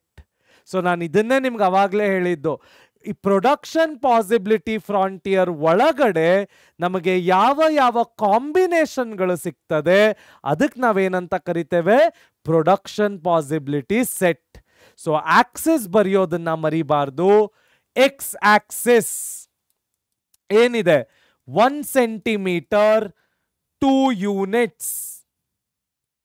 ಅದೇ ರೀತಿ ವೈ ಆಕ್ಸಿಸ್ 1 ಸೆಂಟಿಮೀಟರ್, ಮತ್ತೊಮ್ಮೆ ನಾನು ಎಷ್ಟು ಯೂನಿಟ್ಸ್ ತೆಗೆದುಕೊಂಡಿದ್ದೀನಿ, 2 ಯೂನಿಟ್ಸ್ ಅನ್ನ ತೆಗೆದುಕೊಂಡಿದ್ದೀನಿ. Isn't it interesting? ಹಾಗಾದ್ರೆ PPF ಪ್ರೊಡಕ್ಷನ್ ಪಾಸಿಬಿಲಿಟಿ ಫ್ರಾಂಟಿಯರ್ನ ಪ್ರಾಪರ್ಟೀಸ್ ಏನು, ಕೇರ್ಫುಲ್ ಆಗಿ ಕೇಳಿಸ್ಕೊಳ್ಳಿ. ಮೊದಲು, it is always concave to the origin. ಈ ಪಾಯಿಂಟು ಬಹಳ ಮುಖ್ಯ. ಯಾಕೆ ಅಂದ್ರೆ ಎಕನಾಮಿಕ್ಸಿನ PPF ಅಲ್ಲಿ ಯಾವಾಗ್ಲೂ ಆಪರ್ಚುನಿಟಿ ಕಾಸ್ಟ್ ಇರ್ತದೆ. ಸೊ ಪ್ರೊಡಕ್ಷನ್ ಪಾಸಿಬಿಲಿಟಿ ಫ್ರಾಂಟಿಯರ್ ಯಾವಾಗ್ಲೂ ಏನಾಗಿರುತ್ತೆ, ಕಾನ್ಕೇವ್ ಟು ದ ಒರಿಜಿನ್ ಆಗಿರುತ್ತೆ. ಏನು ಕಾನ್ಕೇವ್ ಟು ದ ಒರಿಜಿನ್ ಅಂದ್ರೆ ಆಪರ್ಚುನಿಟಿ ಕಾಸ್ಟ್ನಿಂದ ಕೂಡಿರ್ತದೆ. ಸೊ ಪ್ರೊಡಕ್ಷನ್ ಪಾಸಿಬಿಲಿಟಿ ಫ್ರಾಂಟಿಯರ್ನ ಕರ್ವು ಯಾವಾಗ್ಲೂ ಏನಾಗಿರುತ್ತೆ, ಕಾನ್ಕೇವ್ ಟು ದ ಒರಿಜಿನ್ ಆಗಿರುತ್ತೆ. ನೆಕ್ಸ್ಟ್ ಪ್ರಾಪರ್ಟಿ, ನಮ್ಮ ಪ್ರೊಡಕ್ಷನ್ ಪಾಸಿಬಿಲಿಟಿ ಫ್ರಾಂಟಿಯರ್ ರೈಟ್ ಸೈಡ್ಗೆ ಬಂದ್ರೆ ಇನ್ಕ್ರೀಸ್ ಆಫ್ ರಿಸೋರ್ಸಸ್ ಅಂತ ಅರ್ಥ. ಏನಂತ ಅರ್ಥ? Increase of resources. ಅದೇ ನಮ್ಮ ಪ್ರೊಡಕ್ಷನ್ ಪಾಸಿಬಿಲಿಟಿ ಫ್ರಾಂಟಿಯರ್ ಲೆಫ್ಟಿಗೆ ಬಂದ್ರೆ ಅದರ ಅರ್ಥ ಏನು, ಡಿಕ್ರೀಸ್ ಆಫ್ ರಿಸೋರ್ಸಸ್. ಸೊ ನಮ್ಮ ಪ್ರೊಡಕ್ಷನ್ ಪಾಸಿಬಿಲಿಟಿ ಫ್ರಾಂಟಿಯರ್ನ ಕರ್ವು ರೈಟಿಗೆ ಹೋದ್ರೆ ಇನ್ಕ್ರೀಸ್ ಆಫ್ ರಿಸೋರ್ಸಸ್, ಅದೇ ಕರ್ವು ಲೆಫ್ಟಿಗೆ ಬಂದ್ರೆ ಡಿಕ್ರೀಸ್ ಆಫ್ ರಿಸೋರ್ಸಸ್. ಮತ್ತೆ ಈ ಪ್ರೊಡಕ್ಷನ್ ಪಾಸಿಬಿಲಿಟಿ ಫ್ರಾಂಟಿಯರ್ ಏನಿದೆ, ಈ ಪಾಯಿಂಟ್ಗಳು ಗ್ರಾಫಿನಿಂದ ಆಚೆ ಕಡೆ ಬಂದ್ರೆ ಓವರ್ ಯೂಟಿಲೈಸೇಷನ್. ಏನಂತೀವಿ? Over utilisation of resources. ಈ ಗ್ರಾಫಿನ ಪಾಯಿಂಟು ಆಚೆ ಕಡೆ ಬಂದ್ರೆ ಓವರ್ ಯೂಟಿಲೈಸೇಷನ್ ಆಫ್ ರಿಸೋರ್ಸಸ್. ಅದೇ ಒಳಗಡೆ ಬಂದ್ರೆ ಅದಕ್ಕೇನಂತೀವಿ? Under utilisation of resources. Isn't it interesting? So ಎಷ್ಟು ಪ್ರಾಪರ್ಟಿಗಳು ಕಲ್ತ್ವಿ? 1, 2, 3, 4 ಮತ್ತು 5. ಇನ್ನೊಂದು ಕೂಡ ಹೇಳಬಹುದು, it is always a downward sloping curve. ಇದು ಕೂಡ ಇನ್ನೊಂದು property. Isn't it very interesting? ಬನ್ನಿ ಒಮ್ಮೆ ಹಾಗಾದ್ರೆ ಪ್ರಾಪರ್ಟೀಸ್ ಏನಿದೆ ಅಂತ ಒಂದು ಸಣ್ಣ ನೋಟ ಹಾಕಿ ಬರೋಣ. ಮೊದಲನೆಯ ಪ್ರಾಪರ್ಟಿ, ನಾನು ಹೇಳಿದ ಹಾಗೆ PPF is a downward sloping curve. ಯಾಕೆ ಅಂದ್ರೆ when production of one good increases, naturally the production of other goods decreases. ಇಡ್ಲಿಯನ್ನ ಜಾಸ್ತಿ ಮಾಡಿದಾಗ ದೋಸೆ ಕಡಿಮೆ ಆಯಿತು, ದೋಸೆಯನ್ನ ಜಾಸ್ತಿ ಮಾಡಿದಾಗ ಇಡ್ಲಿ ಏನಾಯ್ತು? ಕಡಿಮೆ ಆಯಿತು. ಸೆಕೆಂಡ್ ಒನ್, ಮತ್ತೊಮ್ಮೆ PPF is concave to the origin. ಯಾಕೆ? Because of opportunity cost. Important point. Market. Next, if the point on the PPF, it shows that the resources are fully utilized. Ade, if the point lies below the PPF, it means that the resources are underutilized. ನಾವೆಲ್ಲ ಈ points ಕಲ್ತ್ವಿ ಅಲ್ಲ. Next one, when there is growth in resources, PPF will go to right. Next, when there is decrease in resources, PPF will shift to the left. Isn't it easy? ಮತ್ತೊಮ್ಮೆ opportunity cost ಏನು ಅಂತ ಒಂದು ಸ್ವಲ್ಪ detail ಆಗಿ ನೋಡೋಣ. ಏನು opportunity cost ಅಂದರೆ ಅರ್ಥ ಯಾವಾಗಲೂ ತಿಳ್ಕೊಳ್ಳಿ, ನಮ್ಮ ಮಧ್ಯೆ ಎರಡು ಸೆಲೆಕ್ಷನ್ಗಳು ಯಾವಾಗಲೂ ಇರುತ್ತೆ. ನಾವು ಯಾವುದೇ ಒಂದು ಸೆಲೆಕ್ಷನ್ ಮಾಡಿದ್ರೂ ಕೂಡ ಮತ್ತೊಂದು ಸೆಲೆಕ್ಷನ್ ಅನ್ನ ಸ್ಯಾಕ್ರಿಫೈಸ್ ಮಾಡಬೇಕಾಗ್ತದೆ. ಅಂತಹ ಸ್ಯಾಕ್ರಿಫೈಸ್ ಅನ್ನ ನಾವು ಎಕನಾಮಿಕ್ಸ್ ಅಲ್ಲಿ ಆಪರ್ಚುನಿಟಿ ಕಾಸ್ಟ್ ಅಂತ ಕರಿತೇವೆ. ಸೊ ಮೊದಲಿಗೆ there will be limited resources. ಎಲ್ಲವೂ ಎಲ್ಲ ಟೈಮಲ್ಲಿ ಎಲ್ಲರಿಗೂ ಸಿಗ್ಲಿಕ್ಕೆ ಸಾಧ್ಯವಿಲ್ಲ. ರಿಸೋರ್ಸ್ ಅಲೋಕೇಶನ್ ನಮಗೆ ಗೊತ್ತಿದೆ, ಒಂದು ಆಪರ್ಚುನಿಟಿ ತಗೊಂಡ್ರೆ ಇನ್ನೊಂದು ಆಪರ್ಚುನಿಟಿ ಏನಾಗುತ್ತೆ, ಕೈ ತಪ್ಪಿ ಹೋಗುತ್ತೆ. ಆದ್ರಿಂದ ನಾವೇನ್ ಮಾಡಬೇಕು, ರಿಸೋರ್ಸ್ ಅಲೋಕೇಶನ್ ಅನ್ನ ಪ್ರಯಾರಿಟಿಯಲ್ಲಿ ಮಾಡಬೇಕು. Next trade of. ನಾನು ಹೇಳಿದ ಹಾಗೆ ಒಂದು ಆಪರ್ಚುನಿಟಿ ತಗೊಂಡ್ರೆ ಇನ್ನೊಂದು ಆಪರ್ಚುನಿಟಿಯನ್ನ ಬಿಟ್ಟು ಕೊಡಬೇಕಾಗ್ತದೆ. ಅದಕ್ಕೆ ನಾವು ಎಕನಾಮಿಕ್ ಟರ್ಮ್ಸ್ ಅಲ್ಲಿ ಟ್ರೇಡ್ ಆಫ್ ಅಂತ ಕರಿತೇವೆ. So opportunity cost is the value of the next best alternative that was forgone. Yes ಮಕ್ಕಳೇ, ಹಲವಾರು ಕಾನ್ಸೆಪ್ಟ್ಗಳನ್ನ ಇದರಲ್ಲಿ ಕಲ್ತಿದ್ದೀವಿ, ಹಲವಾರು ಹೊಸ ಹೊಸ ಟಾಪಿಕ್ಗಳನ್ನ ಈ ಚಾಪ್ಟರ್ ಅಲ್ಲಿ ನೋಡಿದ್ದೀವಿ. ಇದು ದ್ವಿತೀಯ PUCಯ ಅರ್ಥಶಾಸ್ತ್ರ ಅಂದ್ರೆ ಎಕನಾಮಿಕ್ಸಿನ ಬಹಳ ಬಹಳ ಇಂಪಾರ್ಟೆಂಟ್ ಚಾಪ್ಟರು. ಏನಾದರೂ ಡೌಟ್ ಇದ್ರೆ ಕಮೆಂಟ್ ಸೆಕ್ಷನಲ್ಲಿ ಹಾಕೋದನ್ನ ಮರಿಬೇಡಿ. ಲೈಕ್, ಶೇರ್ ಆ್ಯಂಡ್ ಸಬ್ಸ್ಕ್ರೈಬ್ ಮಾಡಿ. ನಾವೆಲ್ಲರೂ ಸೇರಿ ಒಟ್ಟಿಗೆ ಕಲಿಯೋಣ, ನಲಿಯೋಣ, ಬೆಳೆಯೋಣ, ನವ ಕರ್ನಾಟಕದ ನಿರ್ಮಾಣ ಮಾಡೋಣ. ಧನ್ಯವಾದಗಳು.